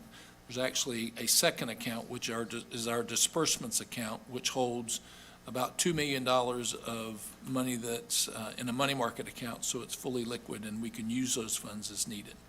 So to your point, we did have the board consider the change, and they voted, and we're now managing it through a single fund, which will give us a better visibility in some of the investments and allow us to increase some of the returns we can get on some of those funds. Okay, thanks for that. I appreciate the explanation. Yep. But all of these reserve funds have very specific direction as to how they can be used and for what purposes. And I think that might have been John Orr's point, that there needs to be some formality and definition around these things. And it seemed like in one fell swoop, we eliminated all the definition and formality by just tossing them into one big bucket. So I think to John's point, maybe, I don't know if it's Finance or Advisory Committee who actually has responsibility for an action like that, but you might want to revisit it and either create some more specific funds so you can pay these things out of reserves, rather than just look to reserves and say, well, that's where our money is, so that's where we're going to go get it. That doesn't seem like an awfully good practice to me, but I'm not an accountant. I don't know how that actually has to work. Well, it's one account, but it's still different buckets. So here's I mean- the reality of it. And for those of you who were a part of the budget process and saw any of the forms and actually are looking at the form he had on the screen not 2 seconds ago, the reserve is divided up, and we have specific costs that we have to define. Reserves are not only, in the state of Tennessee, maybe not, but in any other state, the reserves are guarded by law. And so I can't spend a dime out of reserves without the board's approval. That's the first thing. Second thing is, we've defined exactly the dollars and cents we intend to spend out of the reserves this year, which is also included with the amount of money we're supposed to fund the reserves with. Those are very, very specific and documented. There's no ifs, ands, or buts about it. So as we move forward, and I'm sorry that I respond this way, but anytime somebody uses the term slush fund and reserves in the same sentence, it makes me crazy, because there's no way legally that could ever happen. So Okay. at the end of the day, it being defined, we are taking care of it in a way that, number one, gives the association more money in terms of investment, in terms of additional interest coming in, and we're still defining it in all those buckets that we used to have in a separate accounts, which, by the way, costed us more money to have those accounts. And now we're defining them specifically every step of the way, so that no monies will ever be spent without anybody anywhere in the association being able to see it defined and know exactly where that money went. That's the reason why we're paying it directly out of reserves instead of putting it into the operating account and then paying it, because now it's muddied up with all the other funds that were paid out of the operating account. Now I can tell you to the penny what we spent out of reserves. Okay. Well, thanks. I appreciate the explanation. And I just have one further question before I walk away. I know in November, and I'm pretty sure in December again, it was reiterated that these reserves were for reserves, for replacement, for repair, you're already smiling, and for existing amenities, existing infrastructure. And now I see that we're going to spend $219,494 on new slips, which sounds like an additional amenity to me. So how do you draw the line between what's maintaining an amenity and what's a new amenity? So I can answer that question. Thank you, Steve Snyder. What Steve said was, to quote him, that the 7 point whatever million dollars that we are funding this year into the reserves will be used specifically for, or earmarked specifically for, maintenance and repair. We had 13 million in something before that ever happened that is still already allocated to amenities and to some other things. Those monies are being used, and that was documented at the time of the budget as well. Okay, I must have missed that in the So- discussions November, December. Part of the- Because I know I heard several times. Oh, he that- did say that, So but that's part what of he the, was referring to. part of the confusion, I believe, started when the reserve study was focused on existing assets, right? Correct. So so the reserve study came back and said, hey, based on the assets that you have, you should be putting $8 to $10 million into reserve to support those assets, right? Okay. Prior to that, we had our, what we called reserves, which also included a new amenity reserve, right? So even now, we'll still want to put money into a new amenity reserve account for any new amenity. So is that, but is that That separate would be then? incremental to what was in the reserve study. Exactly. So, but is it separate? Is there a new amenity reserve and then reserve? And if there's not, how do you know where the money came from? They're separate accounts with, they're separate, what do you call them? Schedules. Yeah, Schedules accounting, it's within- like saying, how do we know where the salary came out of operating versus what we paid for power and electricity? They were all paid out of the same account, every Well, single one of them. It's the same difference, because we Yeah. define them separately, and we're held accountable to those numbers. So in the reserve account, all of those things are defined separately, so that you would know, okay, this year we've allocated X number of millions of dollars for amenities, X number of $1 million for repair and maintenance, what those items are under amenities, and they'll be paid out of that, and there'll be a, what's the word I'm looking for, reconciliation of, here's what we said we were gonna do, here's what we did. Okay, thank you. You bet. Go on, but you have to go there so people online can hear you. Hi, my name's Harry Rucker. At the very least then, the policy that was discussed, that was brought up on reserve accounts, needs to be rewritten. Is that correct? Yeah, I have to be honest and say I didn't realize that was still on the system. Yeah, it needs to go. You're right. Well, but to Bob's point, one of the reserve accounts that he mentioned was the marine advisor, or the marine TRDA. account. We voted as a board a couple years ago to do away with that one and flow it into the R&M reserve. So that was one thing that we did. So that was a conscious thing that we did as a board, because we're no longer maintaining that marine reserve account. So the answer to your question is yes.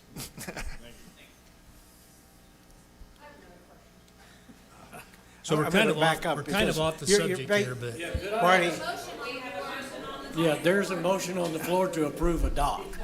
Okay, guys. so yeah. before we get into We any can't more keep reserve, going here. We have before we to. get into more reserve discussion, I want to get this motion voted on. So if anybody has a comment on the purchase of the dock, let's do that. Otherwise, we'll vote, and then we can resume any other questions you have on reserves. No. Fair? We also, as a matter of board business, we have a lot of ones to approve after the dock. Yeah. And then we follow the agenda, We can resume it at other. and That's then we correct. go to other, yeah. Yeah. We've kind of gotten off track here a little bit. We can So- talk all day. I got nothing to do. I'll stay here till dark. you want to take the vote, Marty, go ahead. The only way we can talk all day is if somebody brings me a Manhattan.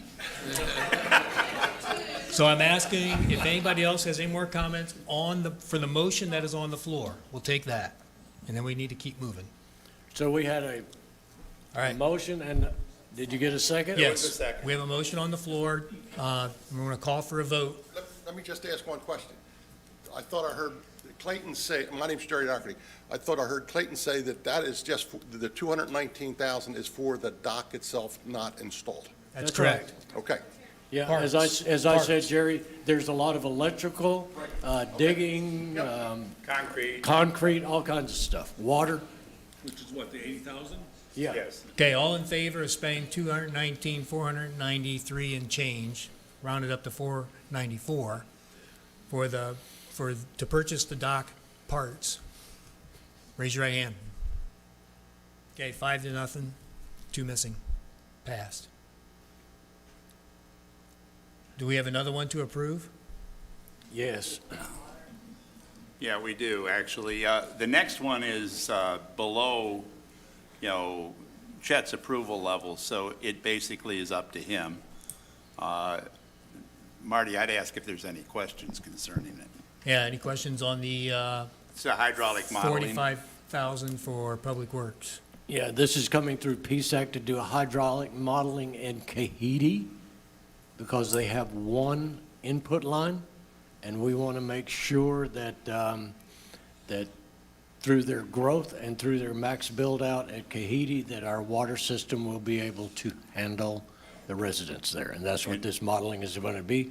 This is the first request for $45,000 of $300,000.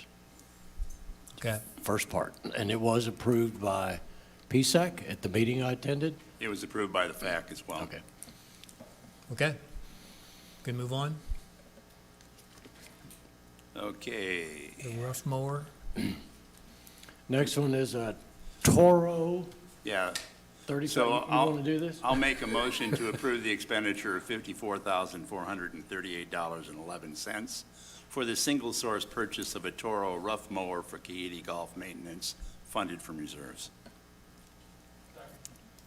Moved in second to buy the rough mower for Kahiti for $54,438. Was this approved at finance? Yes. Okay. All of these were approved at finance. Okay, good. I won't have to ask that again. Any discussion? I've got, the comments in here say that they're gonna keep this for parks. The old one? You're right. Yeah. A 10-second search on the internet says that this particular lawnmower with similar hours sells for $17,800 used. Why would are we gonna get $18,000 worth of parts off of it in the next 5-10 years? I mean, why wouldn't we sell this and reduce our cash output? Right now, we've got 57 lawnmowers in our inventory. And, we got a lot of parts out there because you asked Chris, and, well, we don't have that many. Well, Fixed Asset Registry says we have 57 lawnmowers. And every time we've approved these over the last 3 years that I've been doing it, they always say they're gonna keep it and use it for parts. So we must have a lot of these lawnmowers laying around for parts when we could be selling them. I mean, this is $18,000. We could offset that cost. Yeah, John, you raise the same question I keep raising whenever we buy trucks and keep the old trucks for repairs. It makes no sense to have a whole bunch of non-productive assets hanging around. Well, first of all, I would agree with you on the trucks. On the mower, part of the problem with any of these things is, as we are all painfully aware of, is the ability to get that part. And so they keep them with the anticipation that some of what's left will be able to be used. Now, I don't disagree that there comes a point when you have so many dead lawnmowers that it's ridiculous and we need to move them. And that's a fair comment. So that's something I can address with Chris in terms of seeing where we are. I do know that we have a lot of mowers that are currently operational because we have such a vast amount of area to mow. And so it's not one mower mowing the entire golf course. So they've got multiple mowers and multiple guys running them at any one time. But I will ask the question, but the reality of it is I know personally that in the last property I managed, we lost a mower, and it took us, when I say we lost it, it broke down. And it took us 9 weeks to get the one part back to fix it. And so at that point forward, we scrapped the old one, bought a new one, and kept the old one for parts, so that would never happen again. Right, but I mean, if you look at the fixed assets, we probably have half a dozen of these particular model mowers on the fixed assets. I haven't had a chance to go through and scrub the fixed asset schedule, Hang on. but we should be able to do Yeah, that for you. let's hear from the golfing community here so we know what we're talking about. Step up to the mic. So I believe this is the Toro 3500? Yep, D, Groundmaster. Yep, so each course, I believe, has one of them right now. So we keep the old ones mainly because of the backups. Plus, also parts are hard to come by. An example of kind of good thing of keeping them, Tokwa this year, we had our greens mower go down. Took us about 4 or 5 months to get parts to get it fixed. So we had to use our T-mowers and borrow from Tenacity. So luckily we had backup T-mowers what used to be our greens mowers to use for that. Same thing, those T-mowers actually ended up breaking down, and we borrowed Tenacity's old greens mowers for T-mowers later that year. So that's kind of the rationale. So we use them, they're backup, and once they get to the point where they can't be backup anymore, we do trade them in. But they are fail-safes, because if those things go down, your roughs get high, your greens get high, golf goes way down. Well, again, it's just an observation because it's even, I think, more pertinent for the next one, you know, greens mowers. We've got 27 greens mowers on fixed assets that are labeled greens mowers. Maybe they're used for tees now, I don't know, but there's 27 of them, and I don't know how many you guys use on a daily basis. So I think the greens mower title might be off. It should be a trim rough mower on there. For the title, the price is right for Kahiti, the 3100D.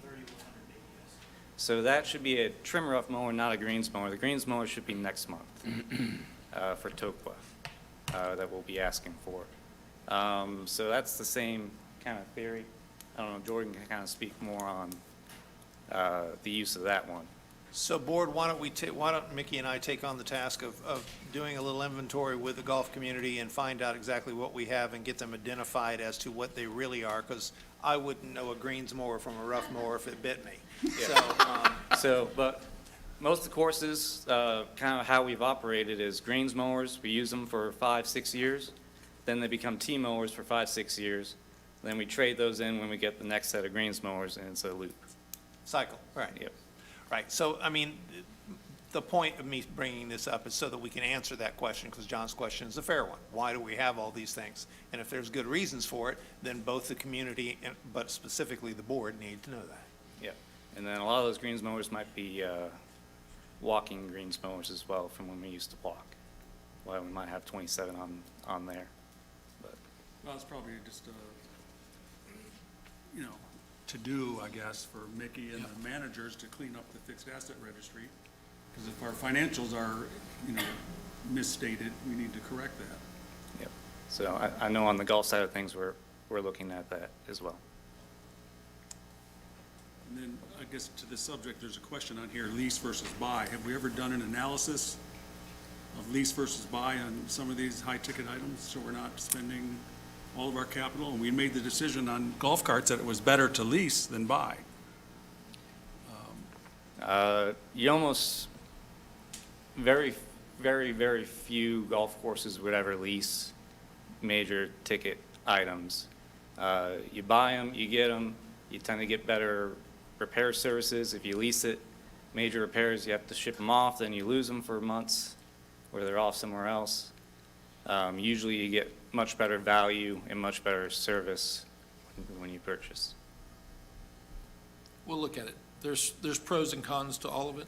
We'll see what the market rates are and whether it's beneficial for us to do so. Well, even on vehicles, I mean, you know, should we be buying them? You know, the company I came from, we had a very large fleet for forever. They bought them and ran them to the ground. They thought that was the most economical way to run it. Until we had a bright new financial CFO come in, not me. But he asked the question, he engaged a fleet management company. They did the analysis and said that far better to lease it on an open-ended lease. The break-even point on maintenance for our trucks was like 200,000 miles. So when it got to 200,000 miles, you turn it in, you get a new one. And it could be 3 years, it could be 10 years. We've got a lot of trucks. And, you know, here we go, another $46,000 for a used pickup truck. Would we be better off leasing, you know, Look at- again, a whole fleet, convert our fleet? So I don't know, there's a fairly straightforward analysis that could be done there. I don't disagree. So was there a motion for this? Yes, I made the motion. Was there a second? Yes. So I guess the question is, do we want to defer these three until we hear back?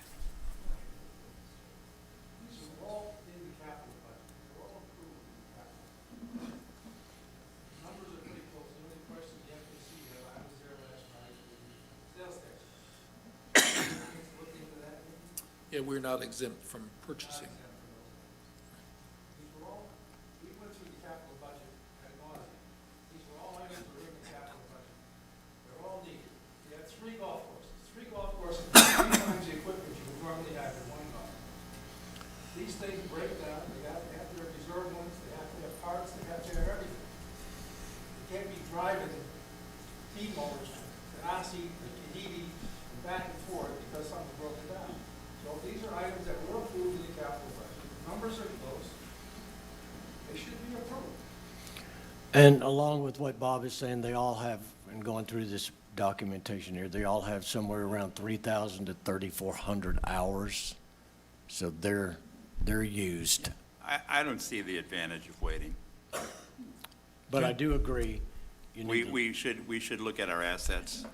It's- But I agree. I don't think, I'm good with committing to that, because I've already started looking into why we have 487 trucks and that kind of stuff. I imagine on that sheet there are some items we don't have. Correct. so, All right, Marty, I call a question. let's call for vote. All in favor of purchasing the rough mower for $54,438? Raise your right hand. Okay, you talked us all into it, Bob. 5-0. And the next one is another mower. Yeah. So the motion is to approve the expenditure of $66,339.63 for the purchase of a Toro trim rough mower It's called a Real Master 3100D Sidewinder, if Bingo. anybody wants to know. for Tahiti 3,300 golf maintenance funded again from reserves. 3,360 hours. It's a 2008 Do I model. have a second? Second. Okay, we have a motion and a second to approve it's a rough mower, right? For Tahiti for $66,394. Any discussion? Calling for a vote, all in favor? 5-0, passed. And the final one is within Chet's approval authority. Yes. And it is, just for everybody, this is a replacement pickup truck, Yes. and it is for Toco Golf maintenance. Let's see if it's 4-wheel drive. I think it is a used F-150 2021 model. And this one, they're going to keep the old one and get rid of the current parts truck. Yes. So the stepchild is going away. The 2014 F-150 has 250,000 miles on it. Okay. And they're trading away the old parts truck that was in 1993. I don't think you can All right. put 93 parts on the 20. Anything else, Mickey? Tires We'll and go- wheels. Go one more slide, Karen. At the end, If I could, please. I want to come back. Put that slide up again, please. It was on there just a minute ago. You approved the water and systems improvement study, and that's going to come out of a reserve. And I thank Bob for bringing up the previous policies and procedures. We had a water and sewer repair reserve. That was built up by the water and sewer users that funded that. We used to look at things that if you didn't live here, you didn't pay to maintain our water or sewer systems. Now, I guess you could always say, hey, your lot had value because there was water and sewer to it. But that was not the way it had been previously looked at over a number of years. So now we're going to this single reserve study, and I heard so many questions. I think it's very important that we put together how we are going to use reserves, i.e. in the future. My concern is now you start breaking everything apart, all the individual items that were part of what Bob brought forward in that procedure, all of those have gone by the wayside. I think you need to revisit that policy and decide, are water and sewer no longer going to be separate, paid for by the users? They're going to be paid by every property owner here as part of either their assessment, because there's no other way a non-resident property owner is paying into any of that, because they don't use water and sewer, so therefore they're not contributing to it. So it's coming out of everyone's assessment. So I just think some rules need to be promulgated, redo a policy and procedure on how you're going to treat the reserve, and are there any boundaries, or no, this is freelance, and there are no boundaries. And I appreciate, Chet, when you said slush fund. I understand that situation, but let's put some boundaries around this reserve. Thank you. So Cap, just help me out here. I'm asking a question because you used to sit right here. Great respect. Yeah, but- right there. Yeah, right there. And I missed your hearing aid going off. So, but my question. hear it. I leaned over to Rick, and I don't remember, nor does Rick, ever having paid a study either for water, sewer, or anything out of water and sewer reserves. It's always come out of repair and maintenance or whatever.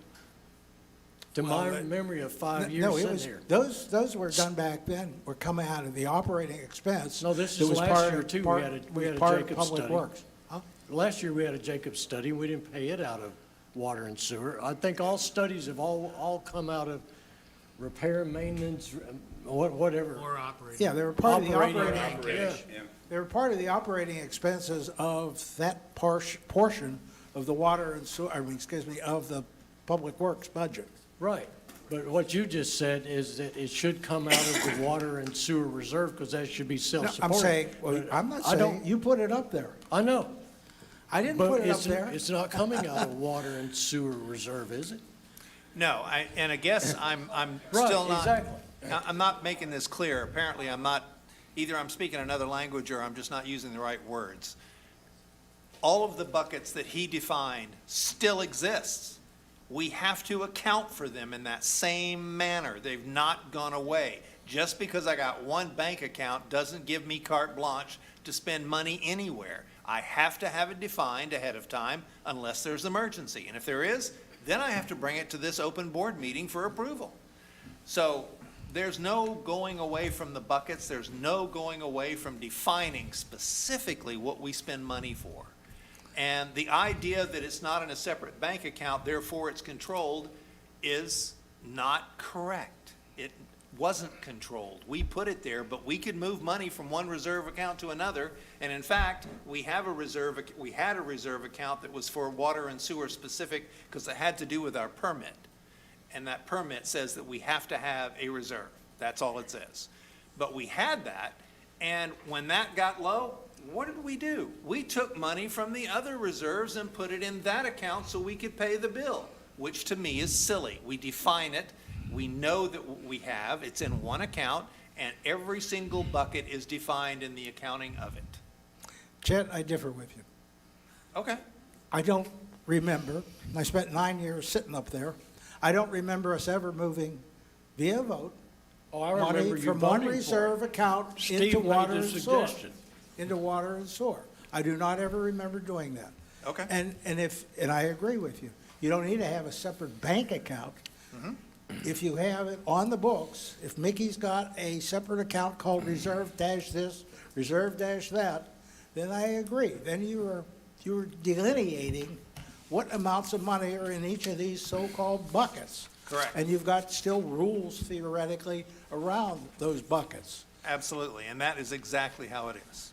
Then I would like to see somebody make that statement that we are not using the reserve as this one big bucket that we can dip into for whatever we want to dip into because it's part of this big bucket.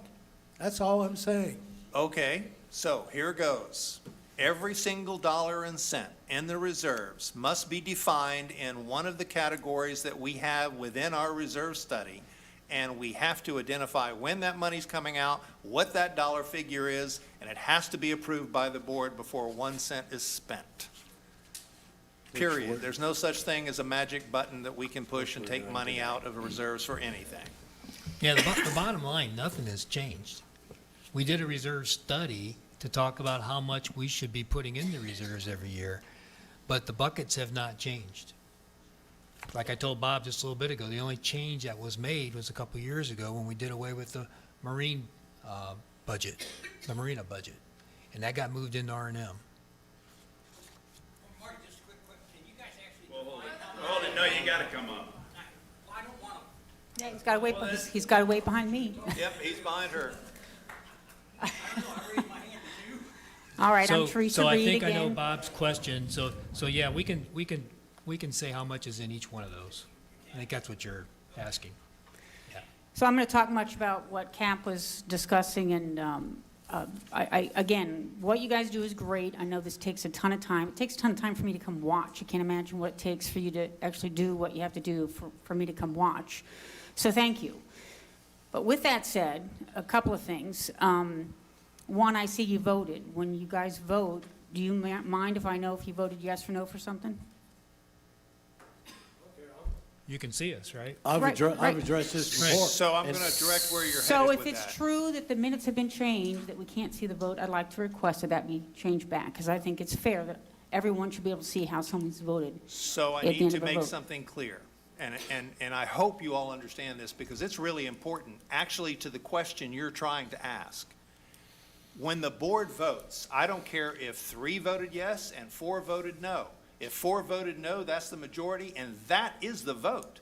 So if you're concerned about how people are voting, you need to look at the board as a whole, because even if you put your best bud on here who's going to vote the way you think they should, it's only 1 vote. Furthermore, the minutes become legal documents, and in the legal world, they could care less who voted yes or no. They want to know, what did the board vote, yes or no? And let me give you some more examples. If we voted for something in this board that was controversial, I'll use a stupid example. It's not true, but it'll give you my point. If we voted to put in a dock, and under that dock there was some concern that we were setting it up incorrectly or maybe have issues, and the board voted yes, something happened that actually was specific to that concern, and the homeowners wanted to sue the board, they don't sue the individuals that voted yes or no, they sue the board. So the vote of individuals is not what you should be concerned about. You should be concerned about what the total vote of the board is. Okay, so, I've never ever been to a board meeting wherever I work where people are not held accountable for everything they vote. They are, as a board. okay, so I wasn't trying to create a stink. I'm just saying this is going to lead into the fact that I strongly disagree with your opinion, because maybe I feel strongly about something on the other side of the board, and I want to be able to question, I want to help understand, and if I go to somebody who had the dissenting voice, maybe that person can help talk me closer to the ledge of understanding where the board's coming from. So just let me finish with this. Yeah. You guys have this, this reserve study, so I think it's this gentleman here that was talking, one of these 2 guys was talking, and help me understand a little bit of what you're doing. I think it's the 15th, 20th time I've heard you guys talk about the reserve, and it's starting to sink in. We all absorb information differently. So the reserve study, in my opinion, right now is anemic. When I go to the POA board or the POA website, there are, 5 or 6 slides, and it's very high-level information. I would like to think, if you guys are still putting details together for that it should include the expected life of each asset, asset that you're asking us to financially support. And then also what the useful life left of each one of those assets Correct. is. So if you've got a $500,000 expense in roofing, and the roofs have just been done, there's a 30 or 40-year expectancy life of that. I should not be contributing a lot of money for that asset. However, if there's something else, it's a $2 million asset value, and it's at 28 years of its 30-year life expectancy, well, that should be fully funded. And if you guys take that approach, I think, something like this, you'll satisfy people like me that want those details. So when I see these numbers, they're connected to something. That we know what assets we're being billed for, the life of those assets, and then that number should correlate to how much money you're collecting in this reserve fund, that then you will then be paying out, and then you'll be showing what year you'll be paying this expense out in, or Sure. anticipated expense out Sure, in. for each year. That's completely how the reserve study is set up, and you're That is correct. not how I see it. So if you guys could put it together that way, that would certainly, I think, satisfy a lot of folks. So thank you. Okay.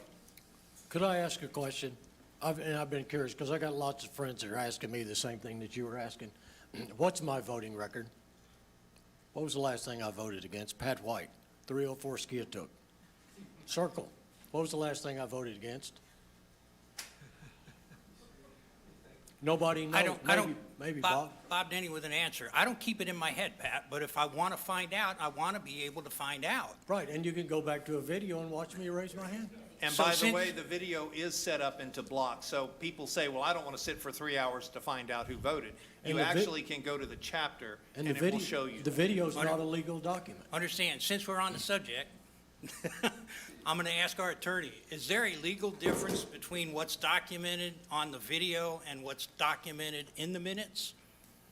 There's no specific legal significance to a video. It's just what transpired during the course of the board meeting. The binding legal document is the minutes that are recorded, accepted, and voted on and approved by the board ultimately. That is the record of board action that's viewed in the future. So then I can't go to the video and use actions recorded or, Yeah. I mean, you can question somebody on what they may have said or asked, but Sure. in terms of the official record of board actions, that's the minutes. okay. And I guess, If you want to know how I voted, go watch the video. I'll raise my hand. I'm not sure all the videos are up for the last 36 months. I do know that Yeah, the they minutes are are. supposed to be They there are. for the last 36 months. Well, Yeah. it's not that easy to find. I guess I still don't understand the reluctance. It baffles me. Well, because here's the problem I have, and somebody else brought this up, and we as a board, by the management of any POA, and I know you've not operated that way, so I'm just going to say that out loud. But how you should be operating is, when a board takes a vote, it doesn't matter whether I voted yes or no. I, as a board member, have to support what the group voted for. I get that. But wait, you haven't got to the point. What someone else had said, well, I want to go to that guy and find out why he voted a dissenting vote. Well, if that board member is following his obligation as a board member, when you go to him to do that, he's going to say, the board voted this way because we felt it was the best way to vote. Well, why did you vote dissented? Doesn't matter. This is the way the board voted. And it doesn't. And Legally speaking, again, it doesn't. to the people that are asking me, what is my voting record? It is in those prior minutes before we change this. Nobody can tell me what my voting record is, even though it's documented in the minutes. So nobody's going to go back and look, Bob. They haven't Pat, yet. if somebody wanted to, they But they could. don't want to because they have not. You don't I'm- know that. So I did last week, I did last year. Okay. I wanted to know, I wanted to understand, I didn't want to. talk without the You know, I didn't want to create waves, I wanted to understand, and having people that voted against it help me understand was helpful. It wasn't to be ugly, it wasn't to be undermining, it was to be helpful. So I think you're removing something valuable from the group to getting to the point where you all are. Well, and just one more data point. Well, I know just you have don't to ask care. one question. Then what's the point of us recording this? I mean, what's the point? Because if you have to have it in minutes, then you've lost anything, frankly, in all the discussion that goes on in these meetings. And that, in my head, is why we record these, is so you can see that discussion. So you can hear the pros and cons and what the board agreed with and disagreed with. The minutes is not going to always reflect all of that discussion. That's the whole point of recording these things. Sure, but it's an added convenience for me, and you can talk about how the video is broken up. You still have to scroll through. It takes me far longer to find a vote in a video than it does in the minutes. And I want just two more quick things before, Rick, because I got the mic. Anyway, for now. And you'll have it till we pry it out of your cold, dead hands. Is that a threat?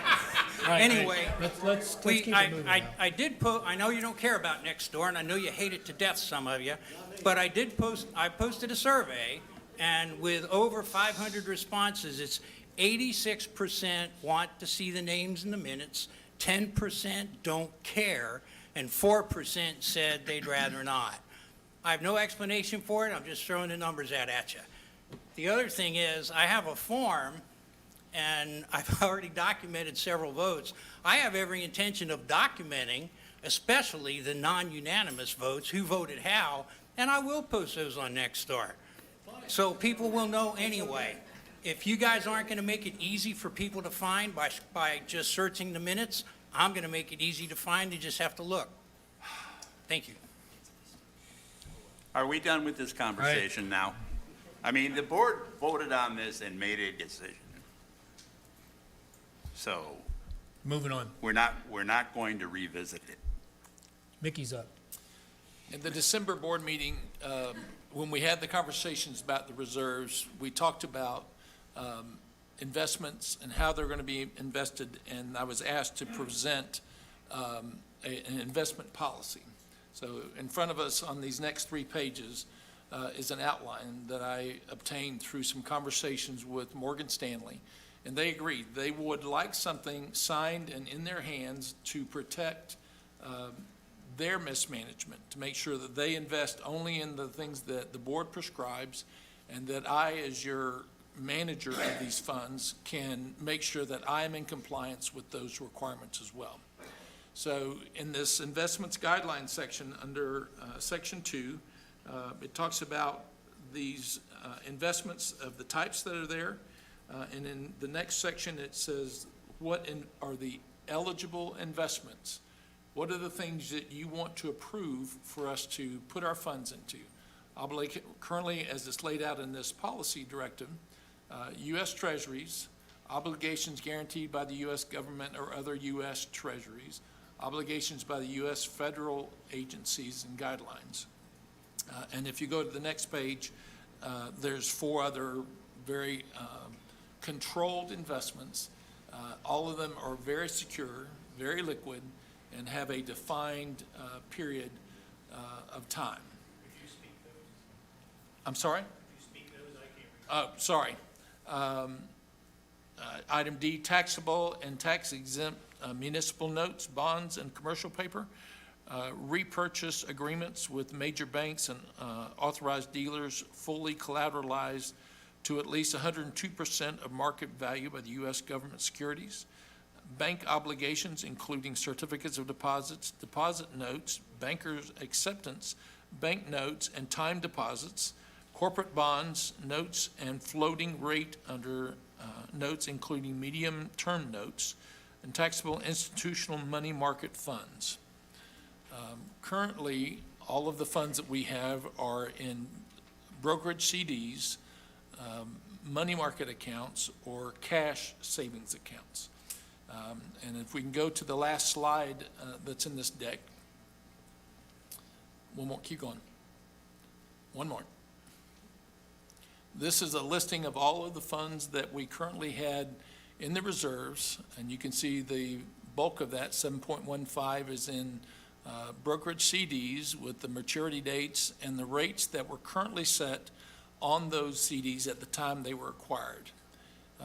As you can see in some of the more current ones, the market rates are closer to that 4.25%, 4.5%, and it's our goal to try to move some of those funds into those higher rates. The J.P. Morgan money market account at the time that I prepared this was at 3.78%. I think it's closer to 4.25% now. And the savings account, which is the reserve spending account, is currently a savings account that they're going to allow us to disperse funds out of, is at 3.5%. And so all of these fall within these acceptable guidelines as to what we can invest in. If you'll go back up 3 pages, please. On the specific exclusions, it gives a list there of things that Morgan Stanley would recommend that we stay away from. And some of them have much higher risks, potential higher reserves. They don't recommend anything of an equity position unless we're willing to leave it into those funds for at least a minimum of 7 years, preferably 10 years. Because in any market, there are fluctuations up and down, and they don't anticipate anything that would go into those funds. If they have to be pulled out, you run the risk of losing principal. And the overarching guidelines is for us to be liquid, not lose principal, and to maximize our yields. So the current list of investments does not include equities, correct? It does not. Okay. And again, it's not in this document. It would preclude me from moving any of our funds into that. In the FAC meeting, there was some conversations that perhaps we should look at that, but it's only going to be under the idea that we build our reserves up to the point where we feel like there is a bulk of our funds that we won't need over the next 7 to 10 years. And if we had funds of that magnitude, then we can consider using some equity investments. So my proposal to the board is that we accept something similar to this. The FAC had suggested maybe we have some discussion about when we would want to include some of these longer-term investments that have equities that we could be investing in, and determine and modify this to include that. I leave that to your judgment and your information. But this is how I currently propose that we invest the existing funds. One, they're already there, but as we make opportunities to make changes in those investments, we stay within these guidelines. So Mickey, you remind me, to my knowledge, the FAC wasn't going to approve this till the next meeting. Is that correct? They asked that there be some additional conversations Okay. with the board about whether or not we should have a clause within here specific for longer-term So investing. therefore, there's no board action at this time. Okay. I mean, until the FAC has given us a recommendation, I would tell you, the board, we can act, but should we? Well, I think the expectation was they would present this with trying to gather information about how the board would feel about including additional verbiage that would allow for some of those investing. I would say that they should still come back with what they think is appropriate as a recommendation, Okay. and then we could review it as a board, Should we rather than maybe us give the answer. add to the exclusion cryptocurrency? Especially from FTX, right? There's some high yields to be gained there. And lost there. Yeah, that's true. That's exactly true. So preserving principal, liquidity, and maximizing investments that we can gain are part of the focus of what we want to do. On that list of investments, you see some of those lines that have some very low interest rates. And we've been in touch with Morgan Stanley about, can we move those immediately into something that's going to generate higher returns? It would mean sacrificing some of the earnings that we have, would be entitled to, but they're so low, it makes sense for us to go ahead and move them up to that 4.5% market that's out there. And we've done so on a couple of those already, and we'll continue to evaluate. Those are investments we already hold, and you're going to move them into other investments we hold, right? Within that framework, yes. So I don't see that there's an Correct. impediment to that. No, but we're working to try to maximize those earnings potentials. Okay. So presented, we'll go back to the FAC next month, get their recommendation, and then we'll present it to you in February. All right, good. Any questions from the board? Any others? Okay. Can I make one comment on this? I just, in your due diligence of responsibility, I think there's probably no way you could consider investing outside of those safe assets on the inclusion list unless you had a detailed itemization of where all the current monies that you have is going to. I I mean, you're a nonprofit, you really shouldn't be investing for profit. And, you know, I can lose my own money. I hate to give to you and have you guys lose it. I know that wouldn't be the intent, but, you know, the market's a tough place. That's exactly. Well, actually, Yeah. the What point we- of view is you do give us your money, and we don't want to lose it. I understand inflation, and if you guys are taking our money too fast, maybe then you're taking it too fast. I mean, if Right. inflation's a major concern, then you have to weigh and evaluate if you're taking our money way ahead of when you're going to be spending it. You're exactly right, because it belongs to all of us, too. We give our money in as well, and it's got to be a sound return investment. Very low risk, right? Okay, thanks, Mickey. Mickey, I got one. You didn't include the head count sheet that you had in the other package. I did not. There isn't much change from the time we were doing the budgets till now, so Although I didn't notice this in the budget. You got 3 related to meter installation, 3 heads. at the last go-round of the budget approvals, they approved for the addition of those 3 positions for the meter implementation. But we only approved 1,000 meters in the capital, right? That's correct. Yeah, but the rest of it was they were going to do the valve exercise project as well. Those would be the same ads. It was understood that at the end of that project, if they chose not to go on with those meters, that those positions would not be held. Yeah, because I mean, according to Chad, you can change a meter in 20 minutes. So that's technically, if they wanted to change 24 meters a day, for 1,000 meters, that's less than 3 months' work for one person. I have to go back to them to defer for there. I don't think that that time frame is right. I think there's more to it. But there is a question as to whether or not those employees at the conclusion of that project would be retained.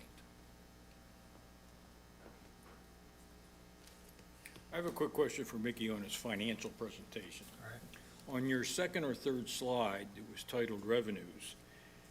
The line that was titled assessments, the budget was about $1 million more than actual. What assumptions were made on the budget that didn't come true or didn't come to fruition in the actuals? Can you go back to about the 3rd page of this deck, please? Yep, All the way to the beginning. page 3. It's titled revenues. Well, yeah, back up one more page. Yeah. So we earned 29.9 million. We had budgeted 28.2 million, and last year we had 27.4 million. Right, this was under the assessments, though. It seemed to me assessments ought to be pretty easy to judge, and the actuals was less than budget. Go down one more page, please. So the KDE assessment is on a separate line, so in total, we're at 12.6 million. I don't know why they had budgeted in that way. Okay, I'm sorry. Yeah. Okay, I Yeah, understand it now. was the same question I had raised whenever I looked at Okay, it as well. thank you. Yes, Yep, so why are they split like that? I do not know. I mean, you don't split out the other neighborhoods. Yeah, Boy, I'll say you're special. all right, in the interest of time, we're gonna keep moving. Thanks, Mickey. Jerry, you're up. Thank you.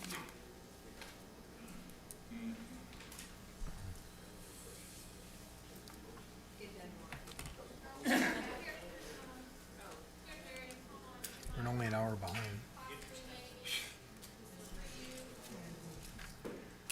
Wow. I'll make up time.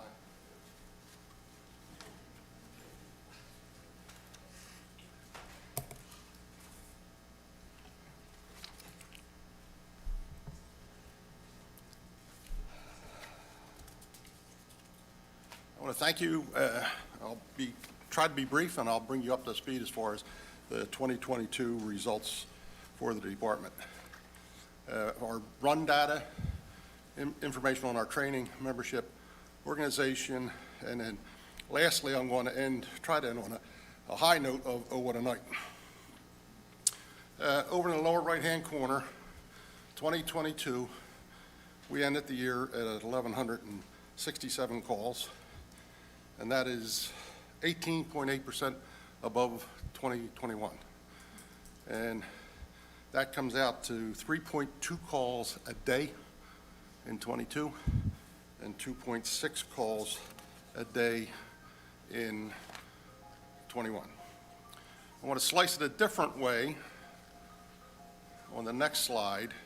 And this shows the month of December, so you can see the calls broken down in details, and then over on the extreme right is the total sum for the year. And this is I'm not going to share COVID calls anymore after today because we track it, but I don't think it I'm not the one that should be publicizing what's the COVID count and all that stuff in Tellico Village. But you can see we had 51 mutual aid calls, 653, so they're the hard numbers. Now I'll go over to percentages and put some times against those. So we look at EMS calls, north and south, combine them, 80% of our calls were for medical. 20% of the calls were fire and other. AMA is automatic mutual aid, so that's when we support the other departments in the county, and they support us when we have a structure fire in the village. So that's just a quick breakdown percentage-wise, about 60-40. The south has more calls than the north. And these are just the hours broken down as far as how many hours we spent on EMS calls versus fire and other calls. And how we break these down is a normal medical call is about 45 minutes, 4 people. So we do the mathematics on that versus a fire call, motor vehicle accident, mutual aid call. That's 8 people, hour and a half. So that's how we come up with the numbers. So we spend about 7,200 hours. On the training side, we do monthly, 2 times a month, we have training on the 2nd and 4th Tuesdays. And then every Monday, we have training in the station, and we either bring in a certified state instructor or a federal instructor, and then we also go off-site to University of Tennessee, Smoky Mountain Weekend, or the Lenore City Fire Department. They invite us to come up and participate with them. So I'm not going to bore you with the details of how to do it, but that's the spreadsheet on the right of how we track the hours. That's 115 lines down and 140 lines across. So last year we had 40 members in and out of the department. We had 112 training sessions. That equated to 421 classroom credit hours, and we trained 4,383 hours. So, Jerry, I'm just curious about one thing. When's your next ISO review?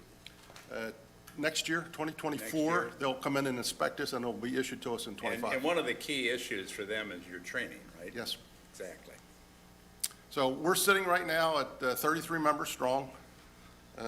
With that, we have 3 are probationary. They're in training. They start their training next month. So 30 of the 33 are certified EM or emergency medical responders or above that can respond to that.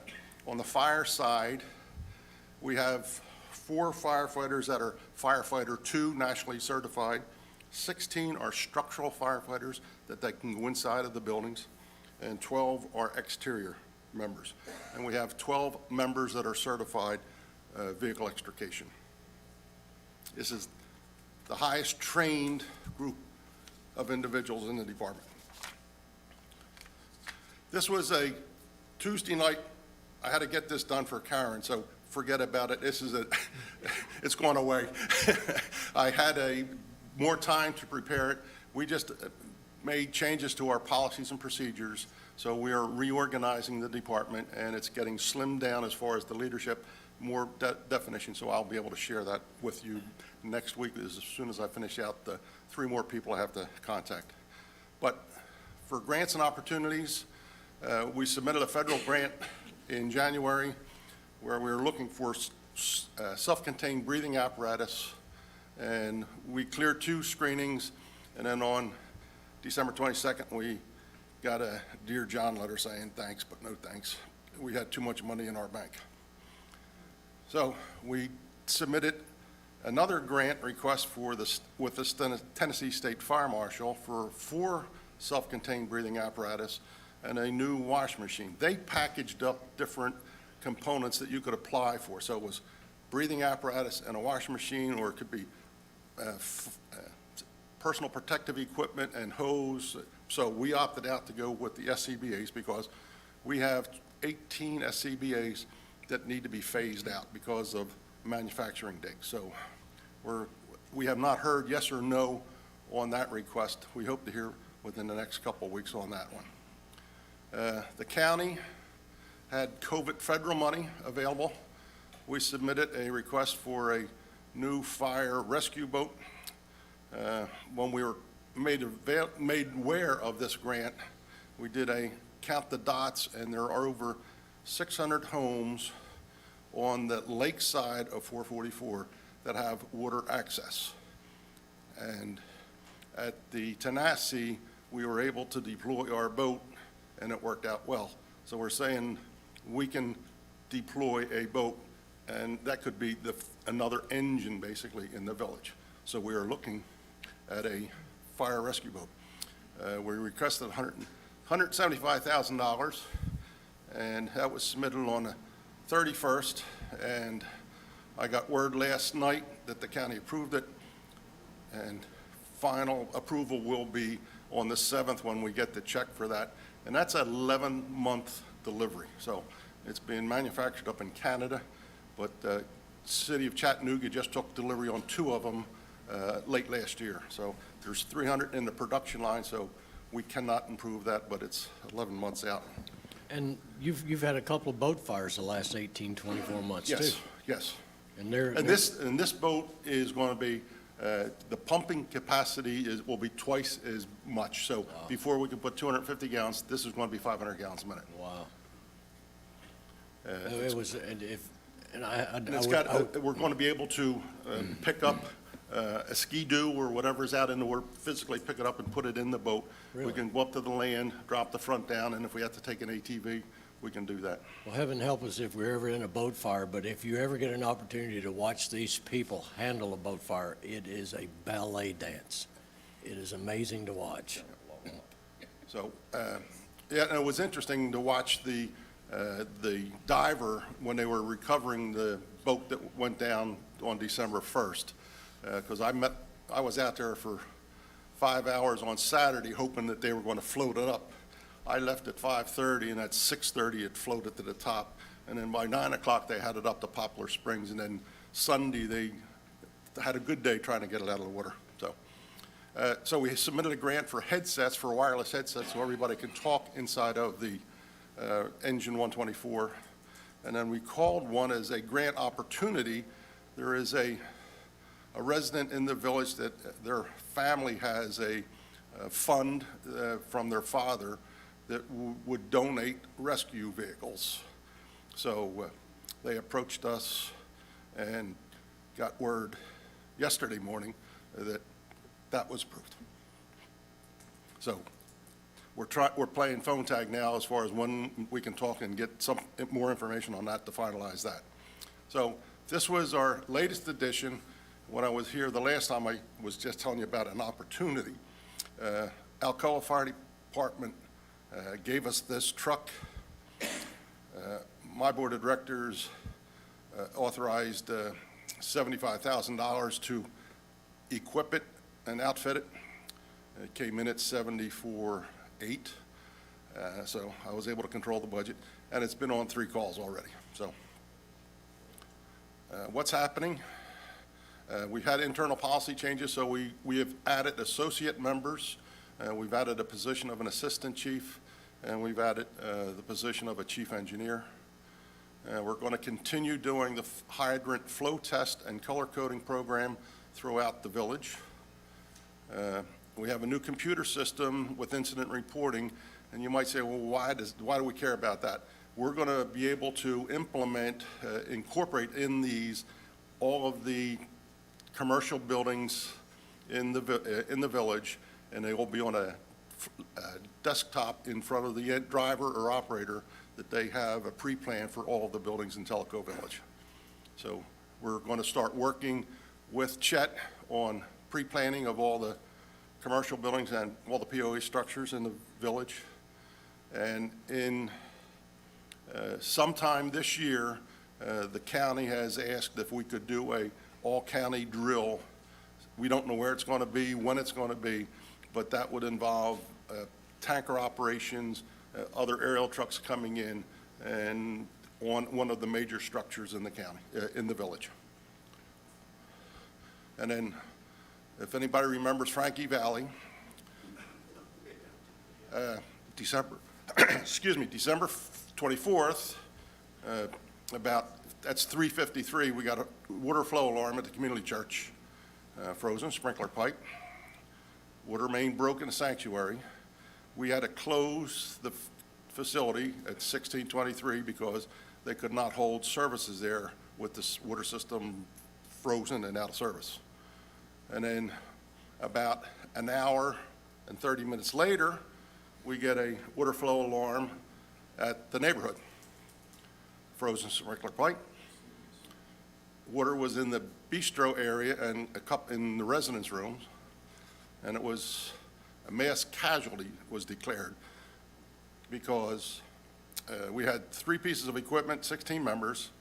We had a priority ambulance they had 4 units on site. We had the Loudoun County Sheriff's deputies and an EMA director and a county school bus. And then we had, at 6:30, we had a cardiac arrest, so 5 members were deployed with that. And we had to evacuate and relocate 82 people. And hats off to Sloan's. I had them on the phone, and I called them, and they opened the store, and we were able to get parts and pieces that they could make temporary repairs so they could keep 18 people in the building without having to remove everybody from the building. So, and we cleared at around 10 o'clock. And then verse 2. December 26th, we get dispatched for Tocqueville Road near the Marathon Station. Car 1 was a patient just released from the hospital, needs to get home. And if you remember what December 26th at 5 o'clock was, it was a little bit slick out on the roads. And when we arrived, we saw 7 other cars unable to navigate up and down Tocqueville Road. And that was cleared around 8:30. And then we had a Moe Way, and that was multiple vehicles off the road. And I want to thank Clayton and his staff for getting the salt for us and getting us back in. Any questions? Yeah, Jerry, I'm just curious, when you evacuated the neighborhood, where the heck did they go? Their primary evacuation place is the community church. Oh, okay. So, Well, hold it. That didn't work out too well, did it? Soon as the executive director walked in, I said to her, I says, "What's plan B?" And she says, "What do you mean?" I says, "Where are we going to evacuate to?" She says, "Community church." I says, we closed them down at 5:30. So we ended up, they had 10 apartments over at the Premier, and then they used the theater down on the lower level. And then they called anybody that lived close by that their children could come and bring them home for the night. Okay. So. Any other questions for Jerry? Thanks, Jerry.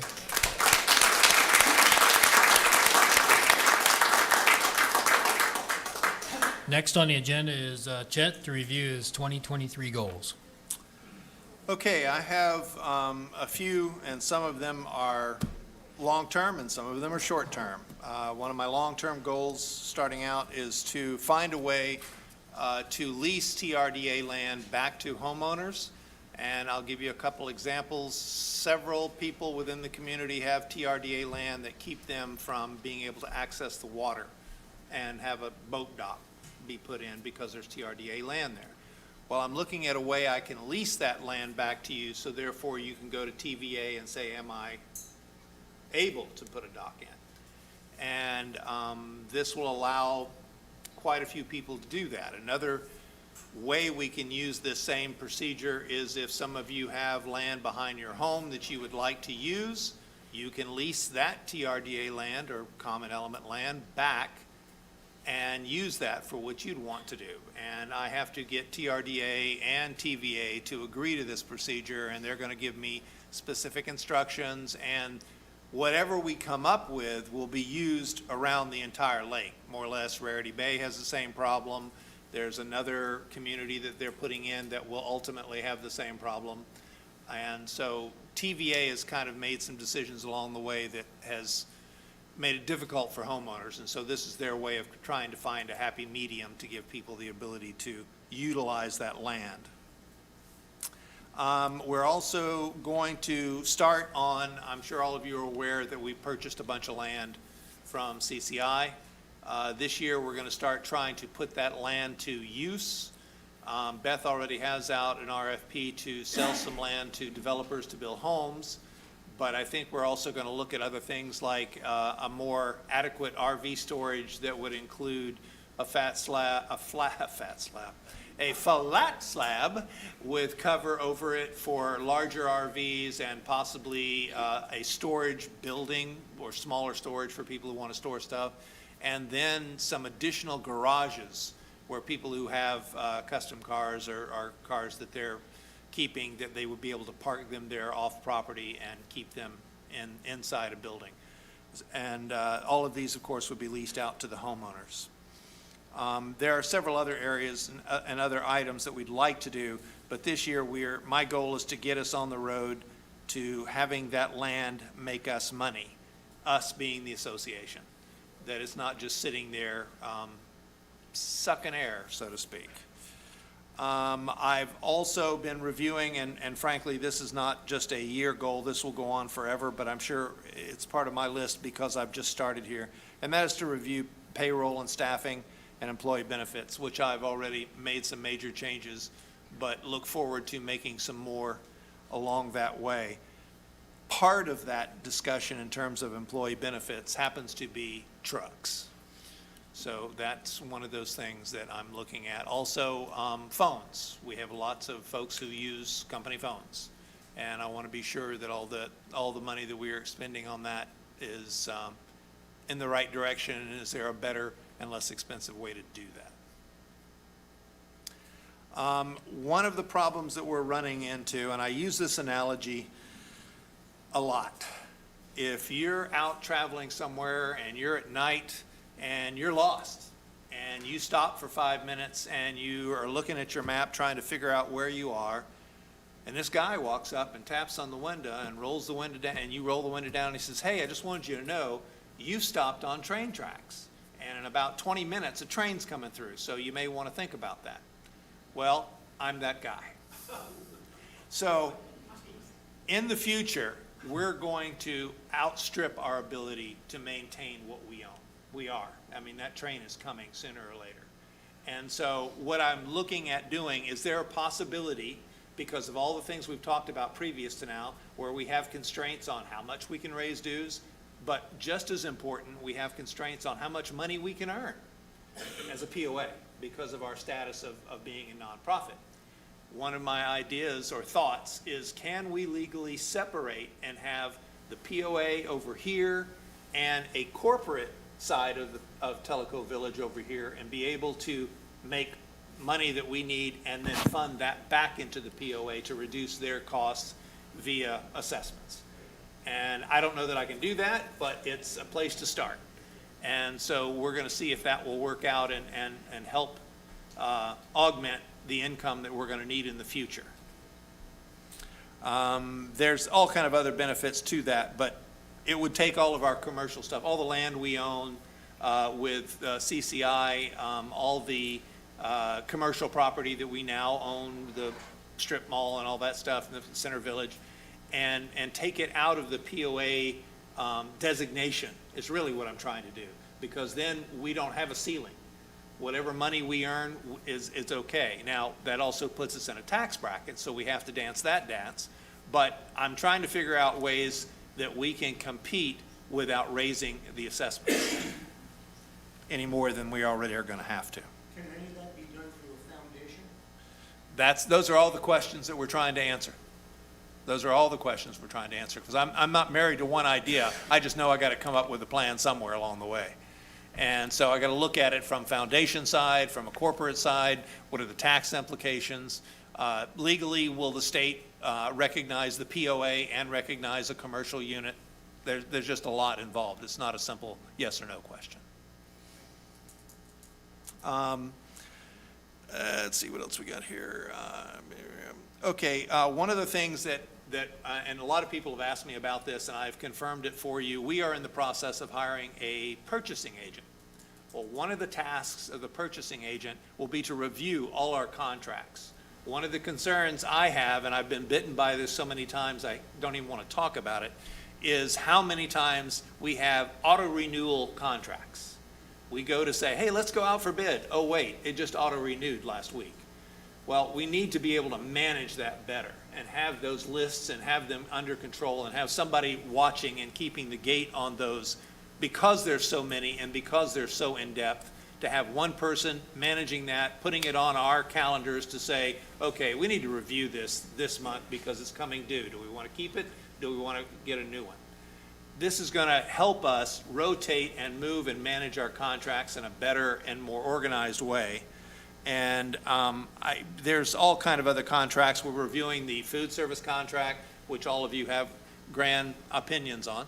And one of the things that we're doing this year is that we are modifying it to allow for rent, both for this building and TOQA. And there's some other changes to it that we're finalizing. But my point in bringing that up is I wanted you all to know that we are evaluating these. It's not just accepting it as it is. And we're going through it in detail, and what do we want from the food service, what do we don't want.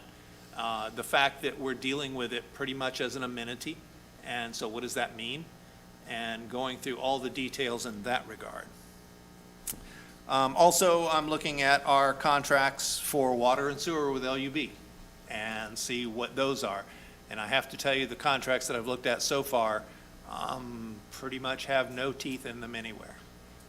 They can refuse service, they can stop giving us service, they can do all kinds of interesting things, and there's nothing in it to say, we can't go to them and go, but they can go, yeah, sorry, bye.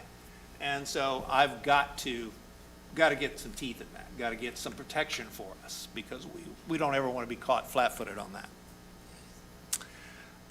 Let's see, what else have we got here? Oh, yeah.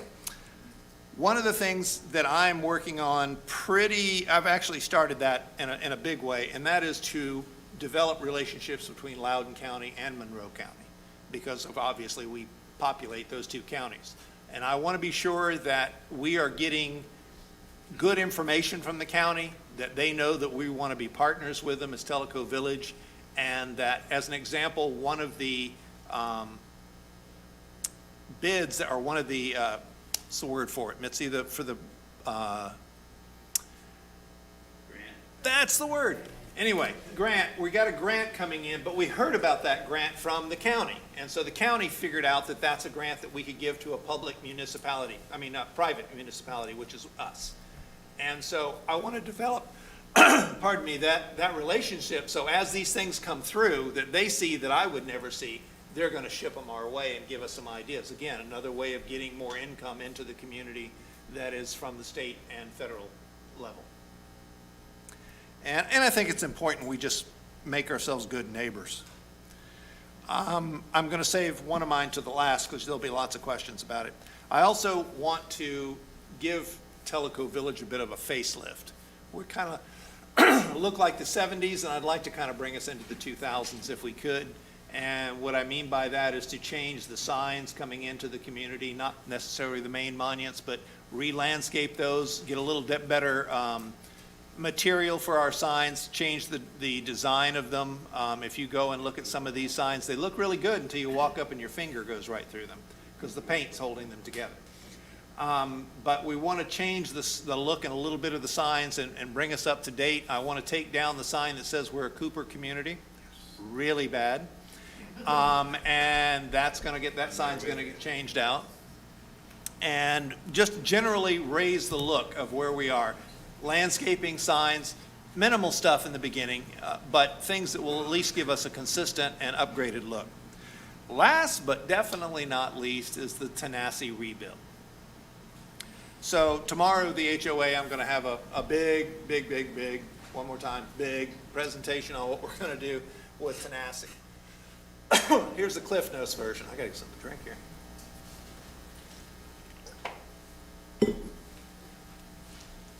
We have received a ton of suggestions about what we should do with Tenacity.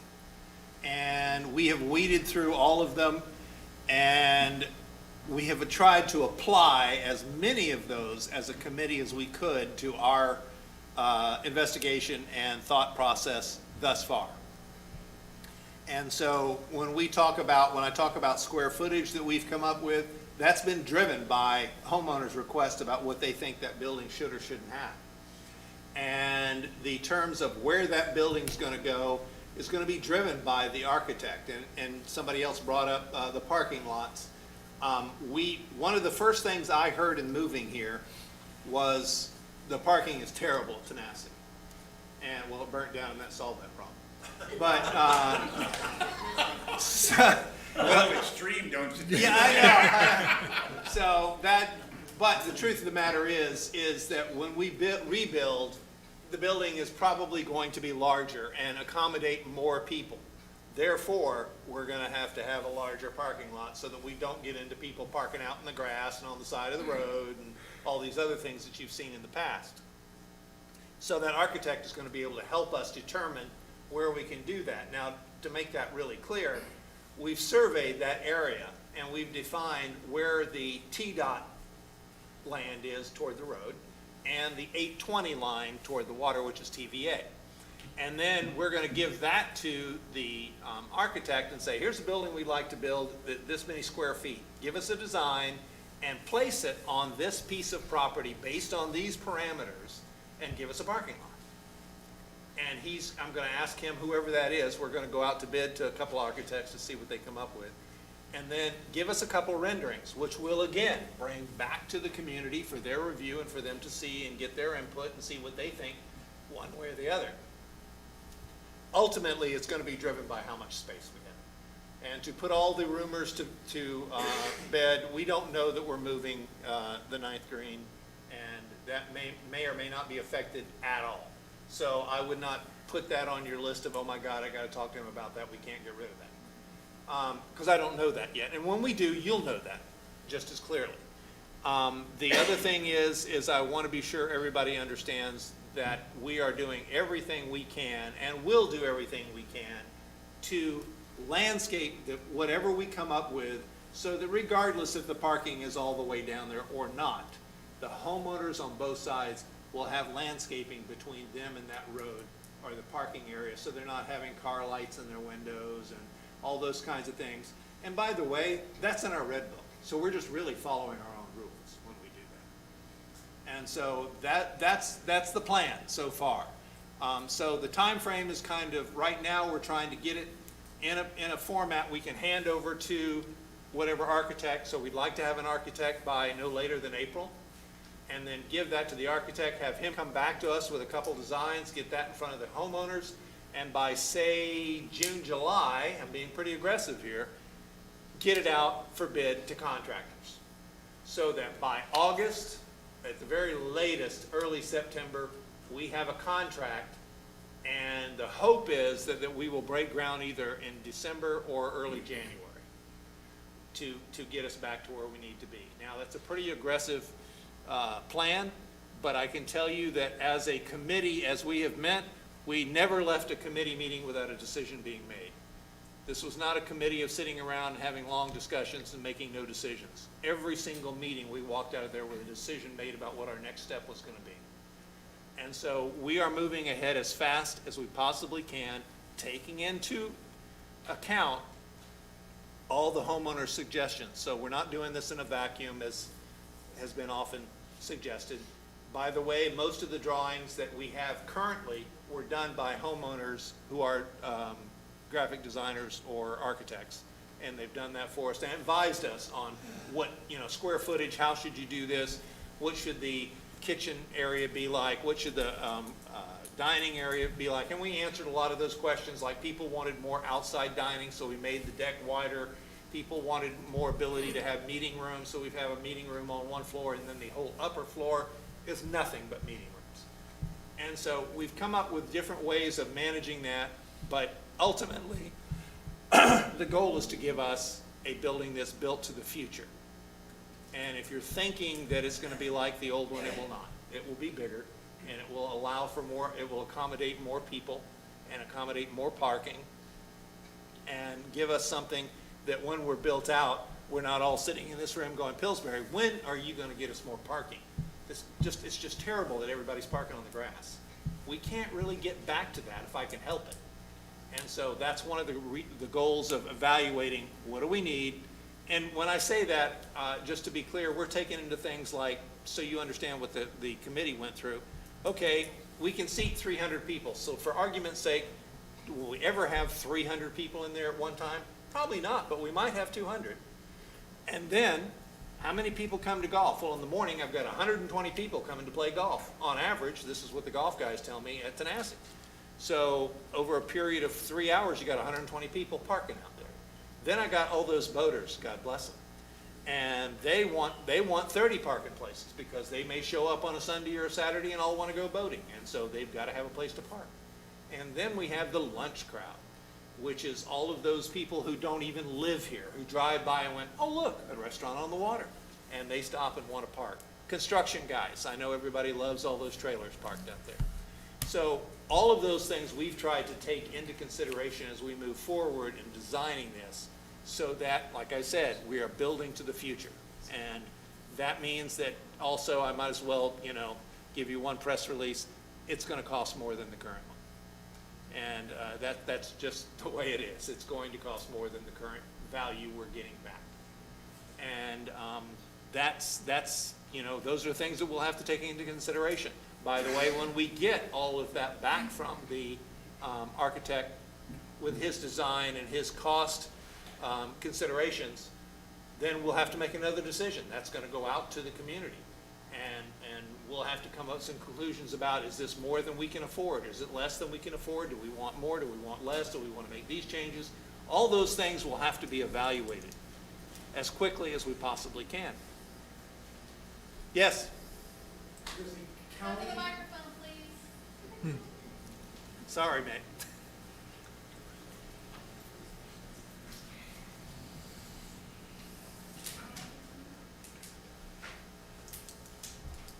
Hi, my name is Bill Keating, and I live way down in Tokwa.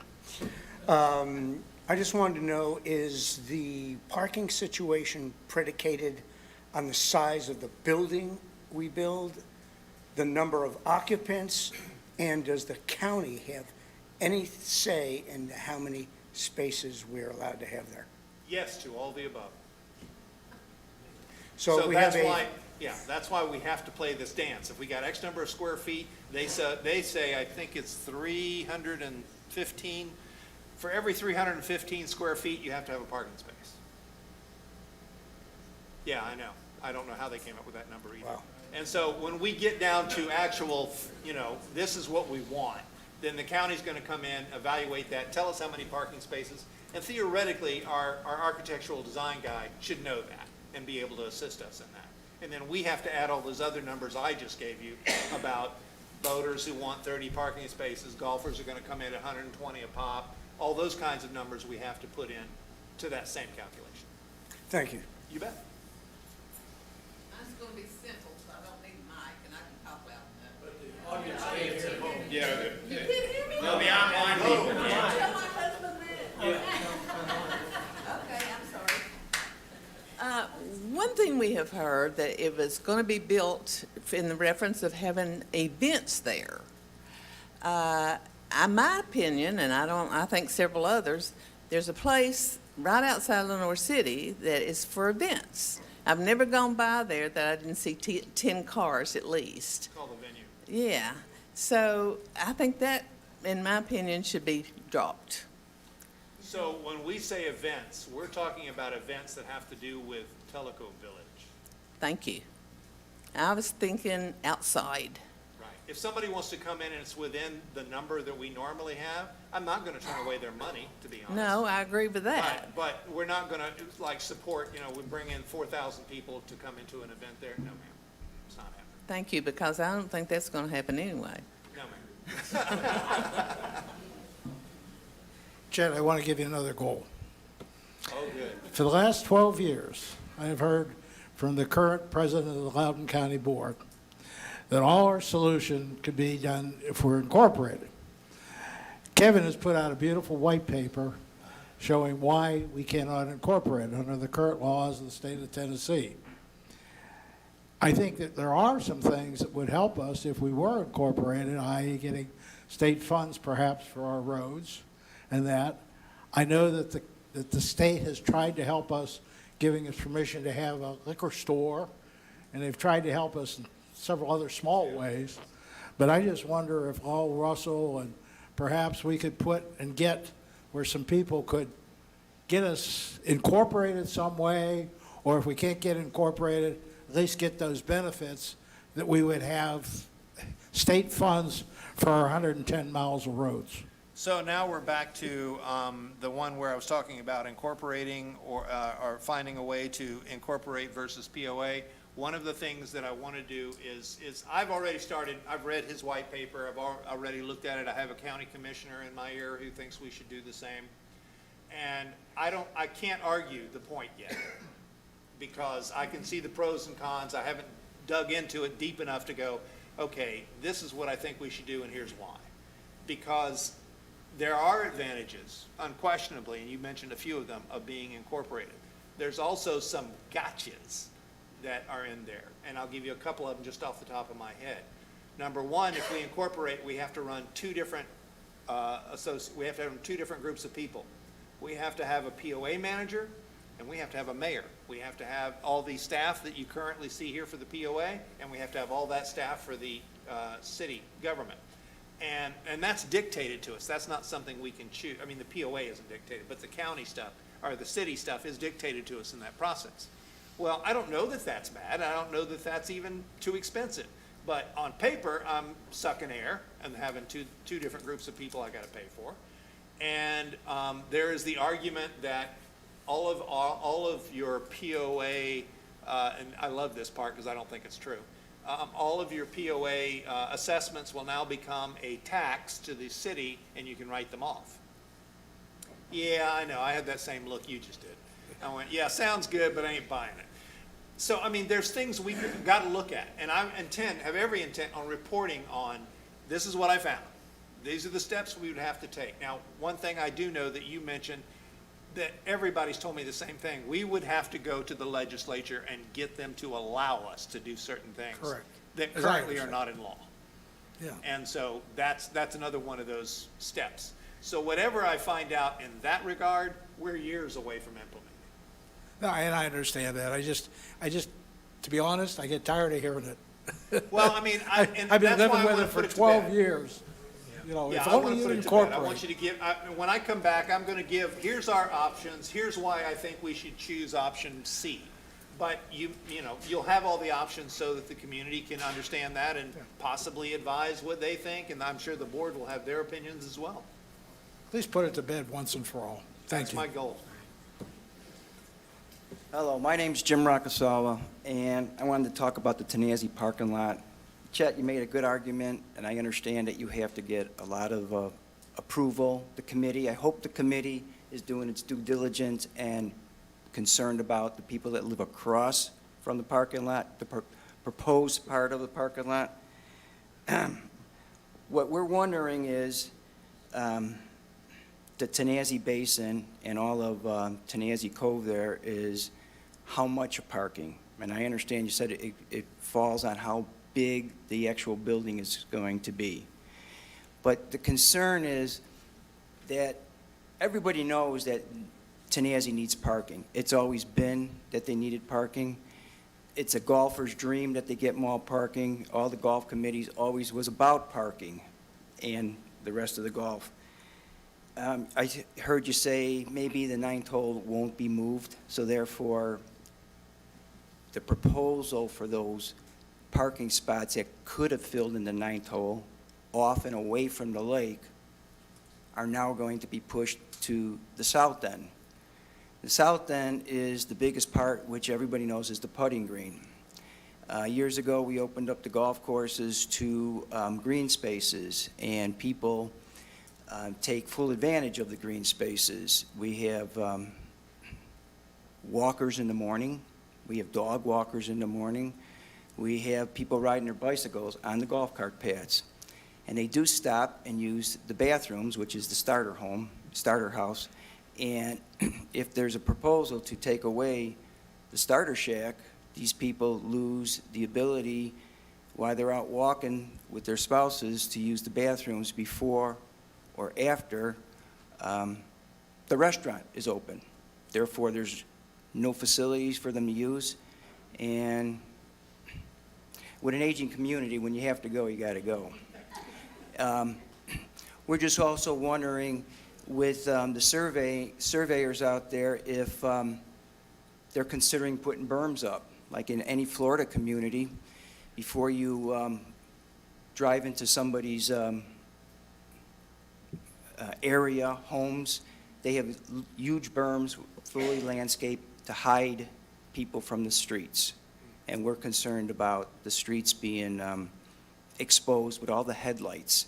I understand that you'll have proposals. I just hope that some people in the Tanazi neighborhood will have a little bit of input on direction. You also got to consider direction of the parking lot, because when you get standard savings time, at 5 o'clock, headlights are going to be in the backs of everybody's house and into their bedrooms. So anybody that lives on the water, they're fine. There's nobody behind them. Anybody that has massive amounts of trees behind them, they're fine from any kind of headlights from their neighbors on the next block. But this is a very large open area, I'm hoping that the direction of the flow is going to be considered. The berms are important. Anywhere in the country, the most valuable pieces of property, whether it's ocean property or lake property, that's the most valuable property throughout the entire country. And to possibly stick everything, all parking, all blacktop, right on the lakefront, I think it's a big disservice to the entire community that uses that cove to boating, for boating, families. People that live across from that parking lot that is in existence right now, as it sits, sees on a daily basis, 24/7, traffic flow, parking, garbage pickup from the overhead garbage trucks, delivery beer trucks. So that flow of trucks really needs to be taken into consideration. I know you and the committee are working on trying to get the most possible spots.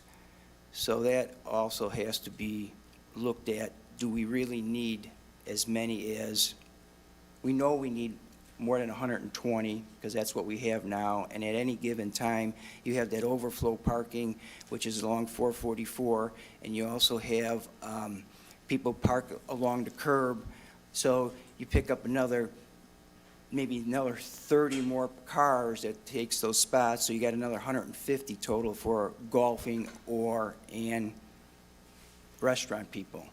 So with all those considerations, and you've really laid it out well, it's a wait and see, but please leave the neighborhood that's directly across and the possibility of property values dropping to have a little bit of input whenever it's needed for these renditions that you're going to do. I understand no matter what you're going to do in the restaurant, it's going to be big and beautiful. You could look at the outside of Tokwa, but the main concern is parking, loss of the green space, headlights, and et cetera.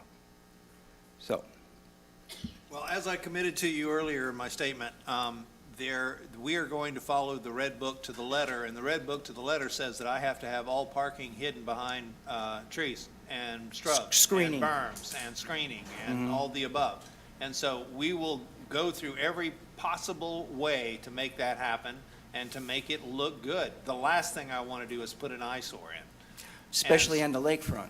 Well, of course, no, I agree completely. And so I want people to walk away going, wow, that's what I'd like. And I want to be sure that, and I've said this before, I want the building that we're going to build to be completely unique to Tellico Village. I'm sure it will be. I'm sure it will be. You know, the old saying, that old song, someone brought up some songs about, you don't know what you have until it's gone. Yep. You know what I mean? Build me a parking lot, you know what I mean? So, I hope all the considerations are, They will be. They will be. thank you. Yep, your land has value. Again, my name is Larry Rolap. I live on Tennessee View. I want to, again, apologize for coming up at the wrong time of the meeting. Didn't know we were going to have an opportunity to speak, so when they mentioned the reserves, that's why I jumped up. As Jim mentioned, many of us are concerned about the impact that the change will have on our property values, our homes. I'd like to invite any of the board members, Chet, I'd like to invite you to come up to our house and walk in my front door. You don't have to go out to the patio, but go to our front door and see what we see. You don't get the same view when you're down on the golf course as you do on our home when you walk in our front door. All we see is the spot you're talking about. If you screen it appropriately and leave enough green space, we're more than happy to cooperate. But we just want, since we are a minority in the community, but part of the reason we came to this community was that people look out for each other, and we are part of the community now, and I hope that all of you will think about us. Thank you. Yeah, Bob Denny, one last time. Chet, you mentioned that people seem to have, at least some people, the idea that you are going forward with this in a vacuum. I don't personally believe that. I think the majority probably don't believe that. But maybe I've missed it, but have you guys ever published or disclosed exactly who makes up the team that's putting together this package? Oh, yeah. Has it? Where? It's, I tried to find it on the website. Where is it? That's what I just looked at. I don't. Yeah, the meetings are there, but it No, doesn't say talking who about members. He attends. wants to I'm know talking who's about the part of it. membership. August 27th was the first one, and there was no membership mentioned. Just, so the moral of the story is that the membership is made up from the stakeholders and 2 board members and homeowners as needed when we get into an area where we're not sure. As an example, like, as I mentioned earlier, the drawings that we have, we weren't sure which way to go, so we brought in a homeowner who's an architect, and he put this together for us at no charge, I might add, and did an excellent job. yeah. So as we run into these problems, like landscaping in those areas, we may bring in other people. We're definitely going to bring in our landscape architects to help us with it and give us some guidance. We're anticipating the guy that we're going to pay a fortune to draw all this stuff is going to give us some guidance on what that's supposed to be.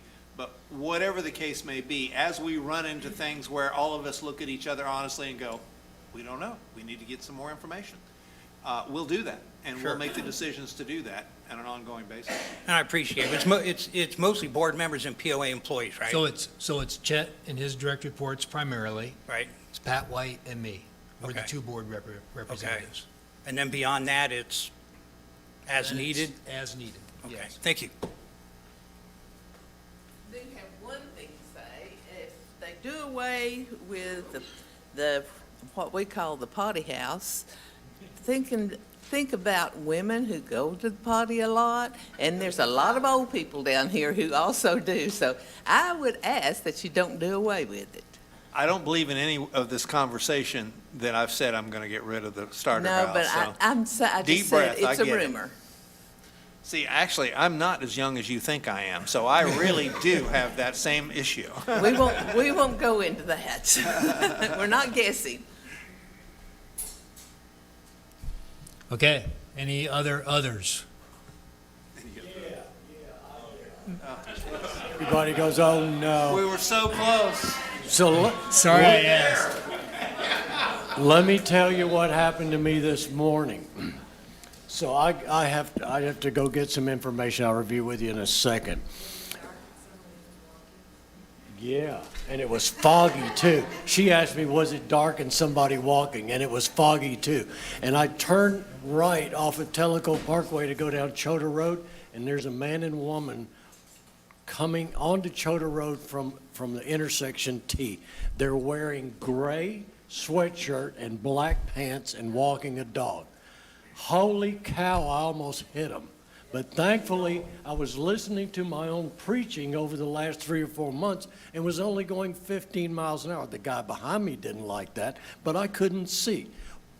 If I'd have hit those people, I'd have felt terrible. So, first, again, drive slowly in the neighborhoods. Be aware of everything that you can see. And two, have a little common courtesy and consideration for the people in the car. Wear something bright. Pat, 100%. We've had a few older couples hit other couples years ago in the village. I've been here since 2005, and they did die. And if you're going to go out and walk, please put on bright colors, because Thank it's you. very important. Okay, my last other, and then it's your turn. Okay, my last other is that I've been reporting on boat slips. January 15th was the renewal date. It's past January 15th. We have 38 non-renewals this year as of this morning. 38 villagers have not renewed. You are going to be charged a 10% penalty fee for the first month and every month thereafter. And if you read your contract, it says, and again, we're way better than we were last year. This month, last year, we were over 100 non-payments. So your contract also says that we can go put a chain on your boat, and you can't use it until you pay or we sell it. That's in your contract. Please, please, I'm begging you, on my knees, please, don't make us chain your boat. Don't, please. There are 202 people waiting for your slips. They've already paid a deposit. They've got their boats in storage or haven't purchased it. They want your slip. Please pay your fee. Okay? Thanks. Thanks, Pat. In the December meeting, I'm sorry, Janice Bloom, I've been here since 2010.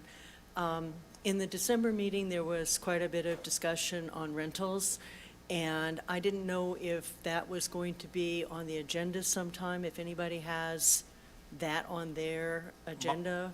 My apologies, that's definitely on my watch, and I am looking into it because there are two things that are holding me up from giving you any answers. Number one, what is our legal right to control it? And number two, if there is a legal right, how can I enforce it? Because I not only do I agree with you, I'm probably more adamant about this whole short-term rental. I'm not on the negative side. I have a lot of positives to throw out. I think that right now, if I were to be honest with you, any POA in the United States is dealing with this question, and they fall into two camps. Does it make us money, and does it benefit the homeowner? Now, it's really good if it makes us money, and it's really good if it benefits the homeowner. But if neighbors on both sides are complaining that at 2 o'clock in the morning they have people down on the waterfront acting crazy and waking them up, it ceases to be of value to the community. And so that's why we have to find that happy medium, because I don't want to stop it. Well, to be blunt with you, I know I can't stop it, but I have to find a way to manage it. Yeah. And it is on the board agenda for next month. Okay, We so did it will be at the board meeting Yes. next month? Yes. Okay, all right, I'll hold everything till next And I month. apologize, I meant to say something about that earlier. Yeah, Bob, you said last question. And I wasn't gonna do it, but I have it. I turned you off, Bob. Yeah, you can't get away with that very long. I wasn't gonna do it. I said that was my last one until this nice lady brought it up. You already have 2 policy statements out there on your website. So I already surprised you with one. Hopefully I'm not surprising you with this one. You have one dated 2017 that was approved by you guys, and you have another one that's pretty close to it from 2021. So if you're gonna develop something, you're gonna come up with a plan, look at your old one. and leverage that. Thank you, I'm done. All right, thanks. And I don't think, and I don't think you surprised us, Bob, but that's okay. All right, we're adjourned.